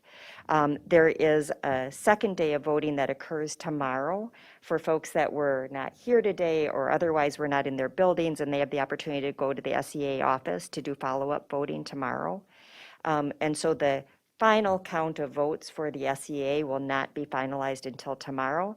They expect the contract to be ratified, but as you approve this tonight, know that we will get that final ratification confirmation from the SEA tomorrow. In year one of this proposal, the contract agreement includes steps for all eligible teachers, 1.75% increase on the regular salary schedule and on the high school and elementary extracurricular schedules, an increase to the longevity steps as shown on your summary sheet, an increase in the family insurance contribution to 1039 effective January 1 of 2022, an increase in the hourly rate to $35 an hour effective January 3rd, 2022, and those are for extra duties that teachers do at the hourly rate, and the $1,500 recruitment and retention stipends. In year two of the agreement, it provides for steps again for eligible teachers, a 2% increase on the regular salary schedule and on the high school and elementary extracurricular salary schedules, and a $1,500 recruitment and retention stipend. The total two-year cost of this package is 7.04% without the COVID funds and 8.99% with the COVID funds. Looking for a motion to approve the tentative agreement with the teachers. So moved. I have a motion by Les, a second by Monica. Any discussion? One question. Al, go ahead. What if they vote no? It would be the same situation if the board were to vote no tonight. We would not have a settled contract and we would return to the bargaining table. So it doesn't, The board, our vote, the board's approval can't bind the SCEA. We would need their ratification and the board's approval. By steps, you mean steps and lanes? Yes, lanes are part of their contract. Yes. I just said steps. The lanes are a assume continuing lanes part are of the part. contract, so they happen without a new proposal. The steps have to be negotiated each bargaining period. Thank you. Okay, Les, can you please call roll? Monica Segura Schwartz, Yes. Natalie Ringsmuth, Yes. Shannon Hawes, Yes. Scott Andreasen, Yes. Al Dahlgren, yes. Zach Dorholt. Les Green is yes. Okay, the next group for your review is the St. Cloud Administrators Association. This represents 21 administrators, including directors, the controller in the business finance office, and licensed special education supervisors. In year one of this tentative agreement provides for $2,500 increase for all eligible members, a $1,750 market adjustment for the controller, adjust the longevity levels as indicated on your summary sheet, and then the $1,500 recruitment and retention stipends. In year two of the package, it provides for a $2,500 salary increase for all eligible members, a $2,500 salary increase for members whose duty days increase by 10 days. We increase the number of days for the special education supervisors and the directors of elementary and secondary education by 10 days. They had shorter contracts than other members of this group, and we were missing their presence during the summer. A $2,500 market adjustment for the controller, and a $2,750 market adjustment for the director of early childhood education. And finally, the $1,500 recruitment and retention stipends. The total two-year cost of this package is 6.14% without the COVID funds and 7.09% with the COVID funds. Looking for a motion to approve the SCAA contract. So moved. Second. Okay, I have a motion by Les, a second by Natalie. Any discussion? Les, can you please call roll? Les Green is yes. Al Dahlgren, Yes. Scott Andreasen, Yes. Zach Dorhold, Shannon Hawes, Yes. Natalie Ringsmuth, Yes. Monica Segura Schwartz. Yes. The next group for your review is the St. Cloud Principals Association. St. Cloud Principals Association represents 30 principals and assistant principals throughout the district.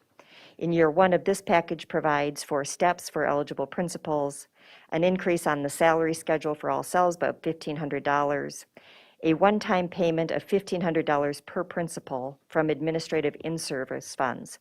I'll explain that during the last 2 years, last year and this year, we have suspended travel for conferences and other sorts of conventions and conferences for the principals. Their contract provides $30,000 per year for their use to attend those conferences and conventions. They were not able to use those funds this year. The contract provides for a $5,000 carryover only, but due to the unique circumstances of COVID, the package agrees to move forward unspent funds from last year and unspent funds from this year and use those funds instead as a one-time payment for principals of $1,500 for this year only. Next year, those funds would go back to being used as in-service funds as the contract provides. And then lastly, in year one, a $1,500 recruitment and retention stipend. In year two of the contract, it provides for steps for eligible principals, the elimination of step one, an increase on the salary schedule of $1,100 on all cells, and a $1,500 recruitment and retention stipend. The total two-year cost of this package is 6.26% without the COVID funds and 7.48% with the COVID funds. I'm looking for a motion to approve the contract with the Principals Association. So So move. moved. Second. Okay, I have a motion by Monica, a second by Les. Discussion? Al? Yeah, I will not be supporting this. It is not that I don't support the entire contract. I do support the entire contract. I do not support making a one-time payment of $1,500 per principal out of funds that were dedicated for education and attending conferences for the principals. I cannot believe that the public would support that use of funds. There are other groups in which people were not able to attend conferences. It may not have been part of their group's bargaining in the contract for their group. But for those individuals, it's no different. They did not get to go to their conference. They did not get to learn. The principals are the same way. They did not get to go to their conference. We can carry these funds forward, and we can carry them forward for many years. That would reduce and eliminate, for at least a time period, any type of restrictions on how many dollars they could spend at a conference or attending a conference. But I just don't believe that the public will support taking funds that are dedicated for principals to further their careers and turn around and pay principals additional dollars in their salaries just because they weren't able to use them in the years that they were available for. And we can carry those forward. So I will not be supporting this contract. I can't. I agree with Al. Monica and then Natalie. I don't have anything.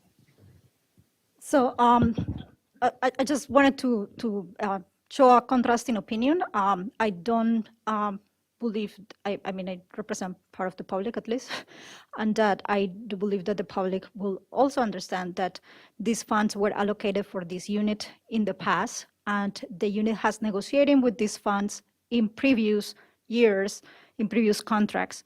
At some point, they thought that these education opportunities were so important for them that they forgot other benefits within their contract to allocate a specific money in this fund to guarantee that they will go to this to some of the two specific conferences that they go, and that they will have this opportunity warranty by contract per contract, different than other units that might have chosen other education opportunities. So I do think that it is just fair that they renegotiate the things that they didn't use, and it was an anomaly for the reasoning why in which they didn't use this. I believe that if we have another pandemic and everything gets closed, we can maybe rethink about this and think how we do things. But they have negotiated this in the contract in previous years, and I do think that the public should support extra support for these principles. Al, go ahead. I just want to clarify, there was a statement made there, and I don't know where that information came from, but we don't know how this initially got into the contract. We never got back to those minutes. So nobody saw exactly how it was entered into the contract. We don't know that the principals negotiated away personal benefits for this, or if it was just simply added into this contract in addition to get them to settle many years ago by guaranteeing that these funds would be available on an annual basis for furthering their education. But to make the statement that they forewent salary and benefit increases so that these funds could get in there, we don't know that. And the only way that we would know that is if we somehow go back however many years ago it was and find those initial minutes when this change was made, and then see exactly how it occurred. So I just can't have it stated that something occurred that we have no idea that it did or didn't. Monica? So I just think that this is different of opinion of how you see this. Every time that we have a contract, I mean, last contract that these principals have, they negotiating with this amount. The board allocates funding for negotiation every time. Every time that we allocate that money, the units are negotiating with that amount that is negotiated. So I'm not going back to the beginning of the times when the allocation was done with what. And at that time, when the allocation was done for whatever reason was done, if the board at that time did not put any specific condition in the contract at the moment, it wasn't important for the board at that moment to really defend this in another way. The board at that moment, wherever they got the funds from, they decided to put them into the pot for negotiation. And I personally don't need to go, I don't know how many years until this was done in the first time. What I'm saying is that in the last contract that they had, when they had these funds, it was on the table, and they could say, we are going to buy iPads. Like, I believe there is a precedent at some point that they use part of that funding to allocate some devices for their units also. So they have been reallocating and rethinking about those specific funds in other times. I think that is fair that we just give them back to the unit. We are not giving any specific benefit to a specific person. is the negotiation of the unit, and that's what they wish to do with the funding that is there. I don't think that that goes against any of the practices that we are having with any other unit. Still the same. Les, did you have your hand up? Or otherwise, Natalie? No, I did not. I have more important things. Okay, Natalie? I just want to point out, since this is for the public to, bottom line in our contracts, and which the public won't understand unless they're looking directly at this, the money we allocate, this contract is $842 under that money. So we're not talking about giving more money than the board allocated. We're talking about the way that groups bargain here. That's all I want to say. I support this. In the beginning, I didn't, and I didn't understand it. Now, why I support it is because the money was allocated to the group. It was on their cost sheet, and in part of negotiations, we discuss moving money back and forth between these different items on their cost sheet. It wasn't off to the side and now they're dipping in and saying, can I cash that out? It was on their cost sheet and they're saying, we didn't get to spend that. Can you just, for this one time, can you move it over here to a different line item? That is how I interpret it, and that is why I will support it. Any other further discussion? Yep, and I don't see it that way. I see that it was added in here so that it would guarantee their ability to attend professional development. If they can just negotiate it all into salaries, then they should just negotiate it all into salaries, but then they will never be able to attend professional development again. All other groups, it's remained, professional development has remained outside the contract. They don't have that ability to dip into their professional development funds to supplement their contracts. And we don't tell other people that, I mean, we have the ability, if we don't have the funds, to say that we can't attend professional development, but the principals put it in there initially, I would assume, to guarantee the availability of funds, of funding annually for the attendance at professional development. But if they negotiate it out of here, and what I'm hearing is that if they want to, they can just put it all in their salaries, then they won't have any dollars available for professional development. And if we want, as a district, want them to attend professional development, we would have to allocate funds outside of this contract, which was not the intent of having it. I mean, that's not the intent. I can't see where that's fair. So they have a pot of money that they can use for salaries that other groups don't. It doesn't make sense to me. And I cannot, again, I'm going to say it, I cannot see how the public could possibly support this move.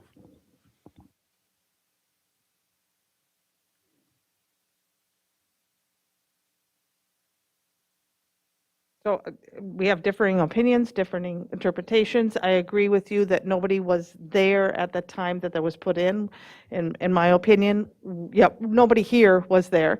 And in my opinion, we're in a very unique situation. The money was in their contract. We can't undo that. If we want to look to the future and say, do it differently in the future, absolutely. But here tonight, we're trying to make a decision on money that was in their contract and moving it into a different line item, and that is why I do support it, and I think it is a justified use of tax dollars. Any further discussion? Les, will you please call roll? Les Green is yes. Scott Andreasen. No. Monica Segura Schwartz. Natalie Yes. Ringsmuth. Yes. Shannon Hawes. Yes. Al Dahlgren. No. Zach Dorhold. Yes. Do I have everybody? I think so. I Okay, think so. last one. Last employee group for your review is the executive contracts. The executives, again, are a non-represented group of employees that have individual contracts with the district. Represents 9 employees. The package proposal for year 1 is to increase salaries by 4.25%, to make market adjustments for the Assistant Superintendent of Elementary of $5,500, the Assistant Superintendent of Secondary of $1,500, the Executive Director of Finance and Business Services of $1,500, and the Executive Director of Teaching and Learning of $1,500. an increase in the district insurance contribution to single of $568 per month, and family coverages at $1,039 per month. Increase the wellness pay percentage from 80% of the daily rate to 85% of the daily rate. Add 5 extra days of pay for the Executive Director of Business and Finance for COVID funding, accounting, and applications, and a $1,500 recruitment and retention stipends for all of members of this group. In year 2, the package includes an increase of salaries of 3.25%, market adjustments for the Assistant Superintendent of Elementary of $5,500, for the Executive Director of Finance and Business Services of $1,500, for the Executive Director of Learning and Teaching for $1,500, and the $1,500 recruitment and retention stipends for all members. The total 2-year cost of this package is 6.12% without the COVID funds and without the Assistant Superintendent market adjustments, 7.60% with the Assistant Superintendent market adjustments, and 8.57% with the COVID funds. Looking for a motion to approve these contracts. So moved. I have a motion by Les, a second by. I have a motion by Les, a second by Al. Les, can you please call roll? Scott Andreessen. Oh, sorry, discussion. I just wanted to ask a question about what wellness pay is. I don't think I know. All of the employees in the district have wellness pay that you can accumulate your sick leave up to 60 days. And after 60 days, then any days that are unused year to year get paid out in wellness pay. Got it. Based on unused sick time. Got it. Thank you very much, Tracy. Sorry, I was so excited that we were on the last one. Okay, Les, go ahead. Scott Andreessen. Question yet. Oh, Scott has a question. What are the other employees getting for the percentage on their wellness pay? It varies from contract to contract. 60% in some, in the principal's contracts. There are some people that have 100% of their daily rate, so it depends on the contract. Well, why is this one going up? Just another item, term and condition of the contract. Well, yeah, why is it going up? I mean, what's wrong with 80%? Why do you have to have 85? Yeah, if you look at the costing sheet, Scott, what part of the process of determining the raises was based on the allocation of resources from the school board and using those allocations across the various benefits of the contract. Okay, and what are market adjustments for some of the positions? Market adjustment rates like $5,000? What's that all about? Superintendent Jett, do you want to address that? Market adjustment. So if you were, the way that I would phrase that, Scott, is if I looked at what's comparables from district to district. And so if I said I could look at superintendents and what's the comparables from across the districts across the state, or I could look at assistant superintendents, I can look at different execs.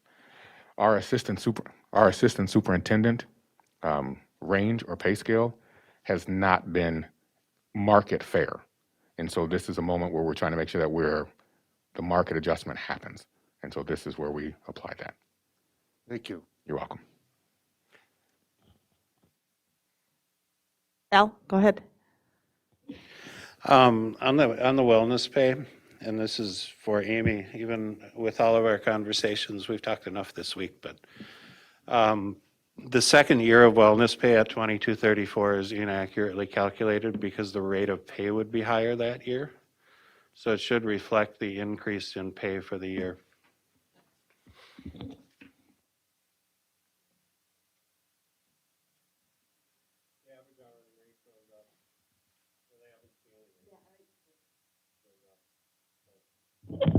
And I think where it gets tricky, and the reason that it isn't is because we don't include past wellness pay in the base. And so then it historically across all groups, we don't cost that annual small increase in the wellness because wellness is variable too. We don't know. We cost it based on the most recent data, so who received wellness last year, but that could drastically change a year from now because somebody might use their sick leave and no longer be eligible for wellness. So historically across all groups, we don't cost any sort of increase to wellness because it's a variable benefit. And that said, when we have an increase, we try to best cost it, just like when we increase 403B contributions or other things. We don't know if people are going to elect to make that election and contribute more to get the match. We try to cost it, so at least we're showing that there is a cost of it, but it's really hard to extrapolate out across years because it's a variable benefit. So that's the reasoning, and again, consistent with how we do all of our bargaining units.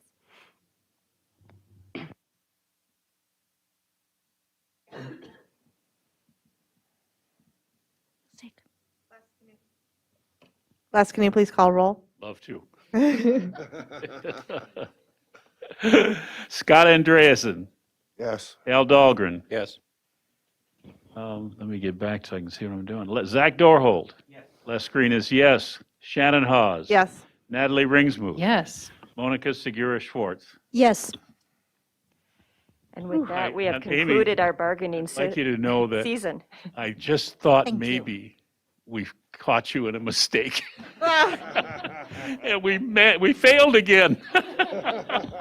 You know, can I make a go ahead. comment here? One of the things I would certainly like to ask of this board is that as we move forward in bargaining, and especially for the executive group, that we have an outside person negotiate the contracts. It's very difficult and hard on our executive staff, Tracy and Amy, who are essentially negotiating and trying to be fair with their own contract, and it creates a real adversarial position. I spent a lot of time on this, probably just voluntarily. I started calling right away and got involved, but anytime that I would question something, rightfully, they would feel that that's basically a threat to, it's not a threat, but they would take it as, you know, it's not I can't tell you how you took it either. I got to be careful on how I say this. It appears as though I'm saying, I don't value you, you're not worth that much, all of this type of thing. And I shouldn't be negotiating directly with the recipient of the contract. I should be negotiating with a third party till we can come to the terms of an agreement that can then be presented to the executives in the same fashion that other groups, we bargain through the executive group, but it's not the board directly with the. I would suggest we pose that to that group. See what they think. So you don't need to pose it. Pose it to Okay, because, and Al, thank you for saying that, and I hope that they appreciate that. The question, Dr. Green, I think it would be much appreciated. To sit there and, as the superintendent, to watch that and to feel that, it's just the right thing to do. So thank you for saying that. So you'll make that happen somehow?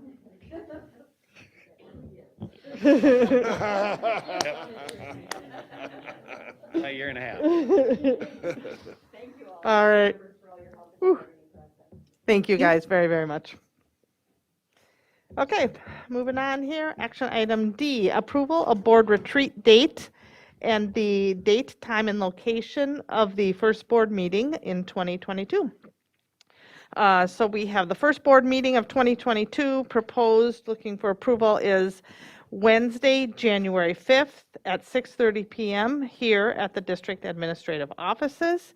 And then putting this all together here, board retreat date, we have Thursday, January 27th, 2022. And please note that that will be held at Quarry View.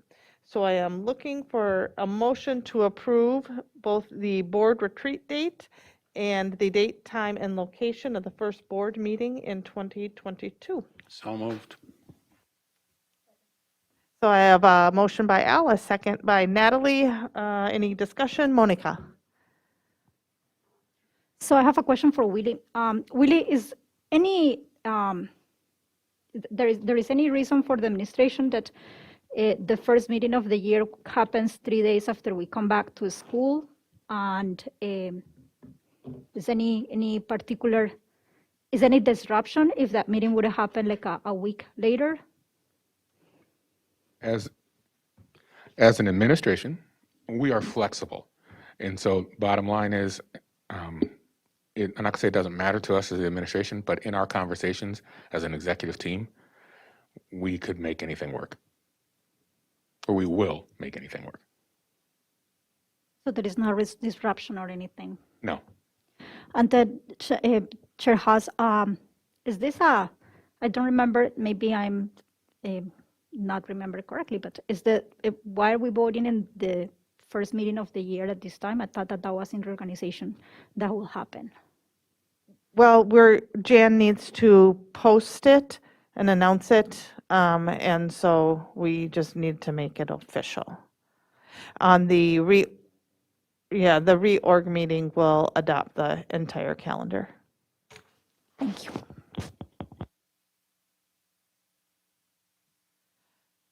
Okay, so I have a motion, a second. Les, will you please call roll?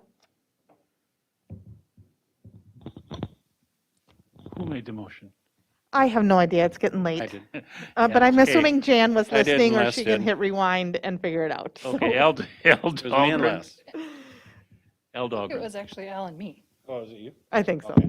Les and I sound the same. It's just so you know. Jan's got it. So you just go ahead and call roll. No, I was trying to start with the person who made the motion. Oh, L. Dahlgren. Yes. Scott Andreasen. Yes. Zach Dorhold. Les Green is yes. Shannon Hawes. yes. Natalie Ringsmuth. Yes. Monica Segura Schwartz. No. Okay, moving on to discussion item now. Proposed revised board policy 605. This is a second reading, and it's going to be presented, it says Carol Potter. She might be online here. It's going to be presented by Dr. Lori Putnam, Assistant Superintendent for Secondary Education. Good evening. This is the Alternative Programs Board Policy.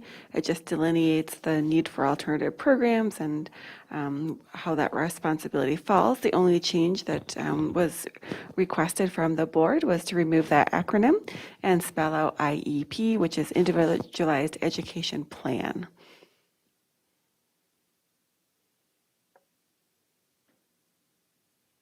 Any discussion? Lori, can you move it back, please? So Happy to. you took out you took out the acronym and just spell it out, or Yes. did you put both? We took out the IEP, that was what was there before, and wrote out or Individualized Evaluation Plan. Okay, I don't want to be such a pain, but I want That's okay. both there. So individualized evaluation plan, parentheses IP. Okay. Thank you. Are we good to just add that and roll that into a consent agenda? Yeah, Okay, fine thank with you. that, yeah. All right, moving on. Then we have, next one is proposed revised board policy 608, second reading again, instructional services. Go ahead. And there was no recommended changes to the instructional services / special education policy. Any discussion? Okay, next up, proposed revised board policy 504. This is a first reading presented by Dr. Lori Putnam, Assistant Superintendent for Secondary Education. Thank you so much. For Board Policy 504, talks about the student's dress and appearance. And the goal of the policy is to enhance education of students by establishing expectations of dress and grooming. And this, you will notice, is coming to the board ahead of schedule. We did just do this a year prior, but we are bringing it forward at this time because after a survey that Mike and I discussed last time at our schools update, and just as a reminder, we did a survey of all of our PK-12 staff, just asking them to share with us the celebrations and challenges of this school year as we have returned from a year of disrupted learning and still continue with COVID and other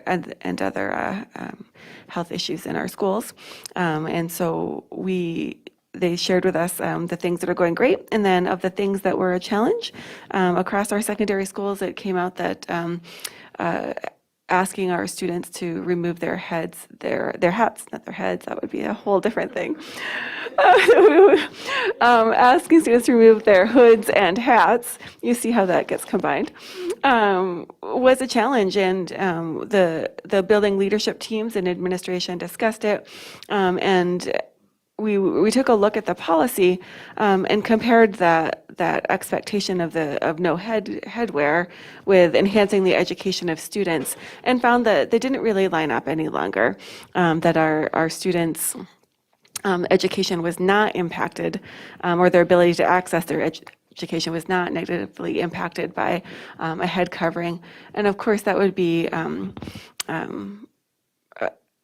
outside of any objectionable or vulgar or harassing kinds of writing or emblems. And we do, of course, allow for that in this board policy. So the only thing that we are recommending that we change would be the elimination of D, and that's up here, taking that out entirely and allowing the remainder of the policy to stand as was approved last year. Can you put the red part again, please? Absolutely.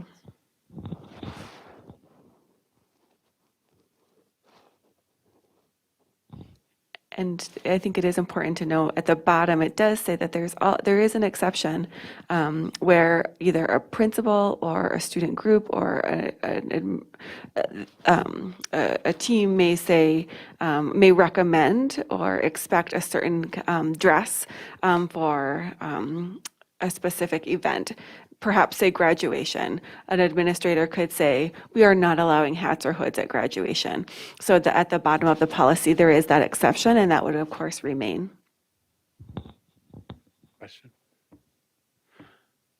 Al? Lori, down at the bottom, we have definition of gang, and it says as used in these procedures. Where is it used in the procedures? I did check into that also, and it talks about it right here in C, because I went to find that too, Al. I was like, why is that still there? And that just talks about the kinds of, it describes the inappropriate clothing that would be, could be. That would in include schools. headwear, right? It would. Okay. Objection. Okay. Thank you.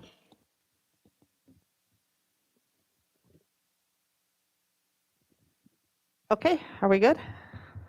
Awesome, thank you. Thank you. Moving on to Superintendent's report. Willie Jett, Superintendent. Good evening, Chair Hawes and members of the board. The results are in for the fall's all-metro athletes by the St. Cloud Times. Each year, the St. Cloud Times names outstanding athletes from the Central Lakes Conference to the all-metro teams for each sport. I'd like to say congratulations to 34 students from Apollo and Tech and McKinley for being named to the all-metro teams, and the following 3 students for being named Player of the Year. In football, from Apollo, Andrew Carls. In tennis, from Tech, Paige Terali. And in soccer, from Tech, Andrew Holmes. Congratulations to those 3 students to be named Player of the Year, and for the other 34 students being named to the all-metro teams.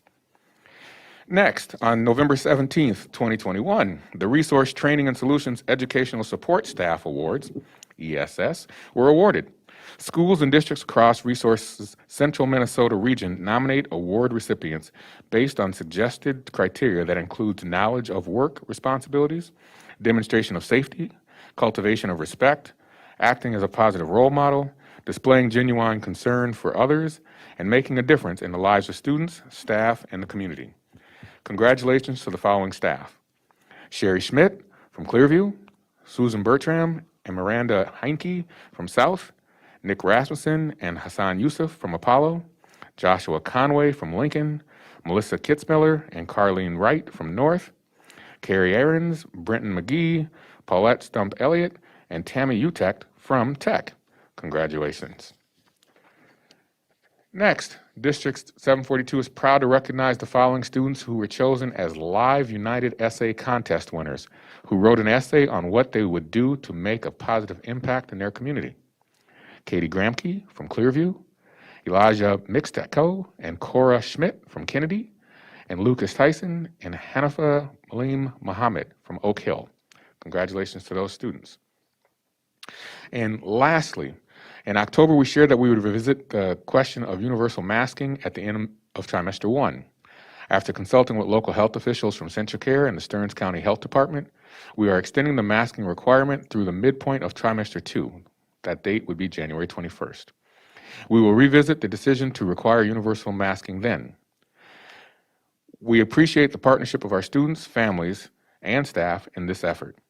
And I said lastly, and I don't mean to say lastly, but I need to say lastly now, wishing the entire board and people out in the public that are viewing, wishing everybody a wonderful and safe holiday season.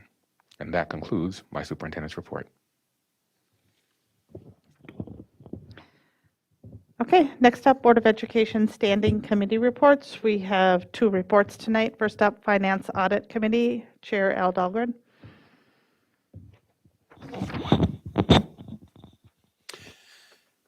Finance Committee met on December 9th.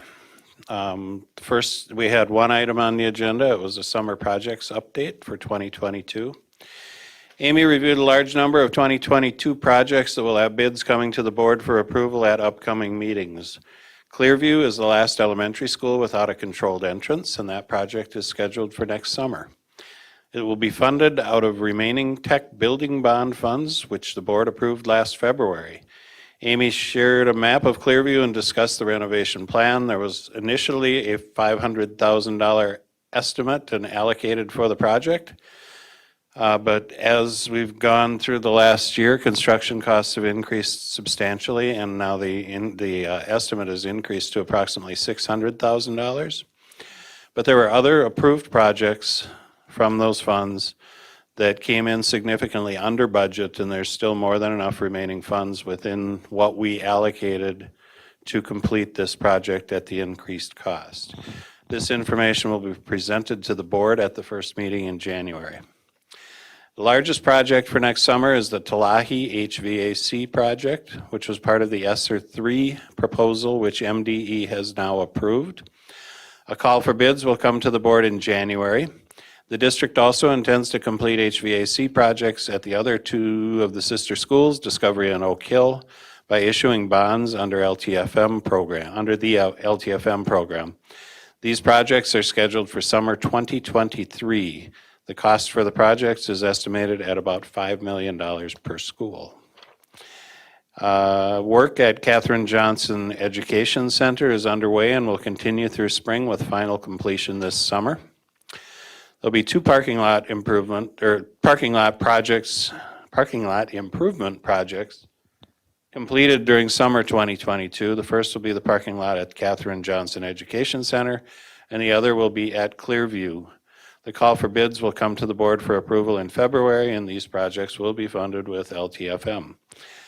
The North Canopy replacement project will be the final project to be bid for summer 2022. This project is expected to be approximately $200,000 and will be funded through LTFM. Other summer 22 projects will include painting, flooring, tuck pointing, but will be small projects, so they won't require bids. And that was all we talked about at that meeting. Thank you. And then Legislative Committee, Chair Zachary Dorholt. I just sent out the possible updated legislative platform. As you see, is simply what we discussed briefly the last meeting. Is eliminate the special education cross subsidy. As you may have heard, we have a projected $7-point-something billion surplus. And hey, what better time to just go big and ask right here. Also, the AMSD 2022 platform, we just completed first item on their platform, special education cross subsidy. So we won't be alone in this. It wasn't, I don't think we got hand printouts of this, but he posted it here, just mailed it. Oh, you emailed it? Yeah, and then it's just right up there. So basically, it just updated the numbers I got from Amy on where we're at. I eliminated everything else this time around. Technically, it's not a budget year, but this is where we're at. We've been at. AMSD is here. Al had efforts, but I don't know when the MSBA thing comes out. Usually it's January. So if anybody has objections, I know we can't take votes or anything, but get back to me, and then I was thinking about bringing this forward to our next meeting to vote on. In regards to this, I don't know if there's a formal other process other than bringing it to an actual agenda or just to be voted on. Because this seems, I mean, it's not money, it's just this. So I don't know, that's kind of an inquiry. In the past, I believe we've voted on the legislative platform. The board has Yeah. voted to approve it, or, so there's been a discussion and an approval. Okay, so the next step here, I would be bringing this Yeah. forward to our next meeting for agenda to be voting on. So if anybody has other questions, comments, concerns, or feedback, let me know, and then I think I might just get a couple more updated numbers from Amy on there, but. So would you want that at the first one? Would you want that at the first meeting in January then, or the second meeting in January, or? Yeah, I think sooner the better. I think the gavel session in right in February, sometime in February, after the actual budget is fully set. So do you want it before we vote to approve, before or after the February? Oh, before February. So I'd be looking, I'm just putting this on the radar, and if I don't see any objections or don't hear back, then I would send it to have it voted on at our next meeting. So The first meeting in January. I'm trying to clarify Yeah. for Jan, because she's listening. So Jan, that would go on there would be an agenda item added to the January 5th meeting to approve the legislative platform. Correct. An action item. Are we good? Thank you. Natalie? Also, if you follow Dan Wogelmuth on social media, he was asking for input as to how should we spend the surplus. So Zach and I both said this. So if you, since he's asking for input, if you're a board member and would feel like sending him an email or giving him a call to say this, he's looking for that input.